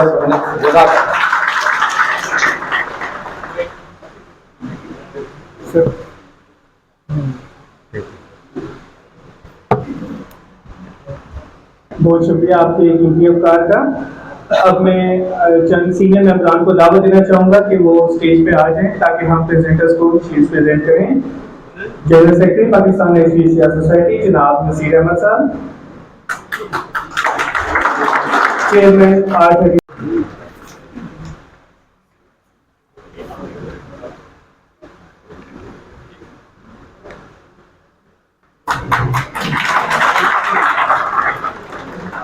जनाब उमर साहब,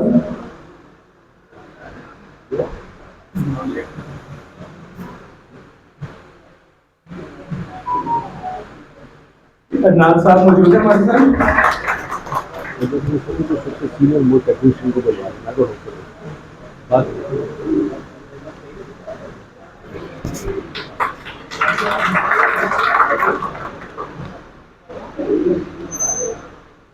इस सेमिनार को कामयाब बनाने के लिए आप सबका तहे दिल से शुक्रगुजार हूँ। आप सबसे इल्तमास है कि अपनी सीट्स पर बनी रहिए। रिफ्रेशमेंट का इंतजाम किया गया है और रिफ्रेशमेंट बॉक्सेस आपको सीट्स पर पहुँचाए जाएंगे, तो अपनी सीट्स पर बनी रहिए।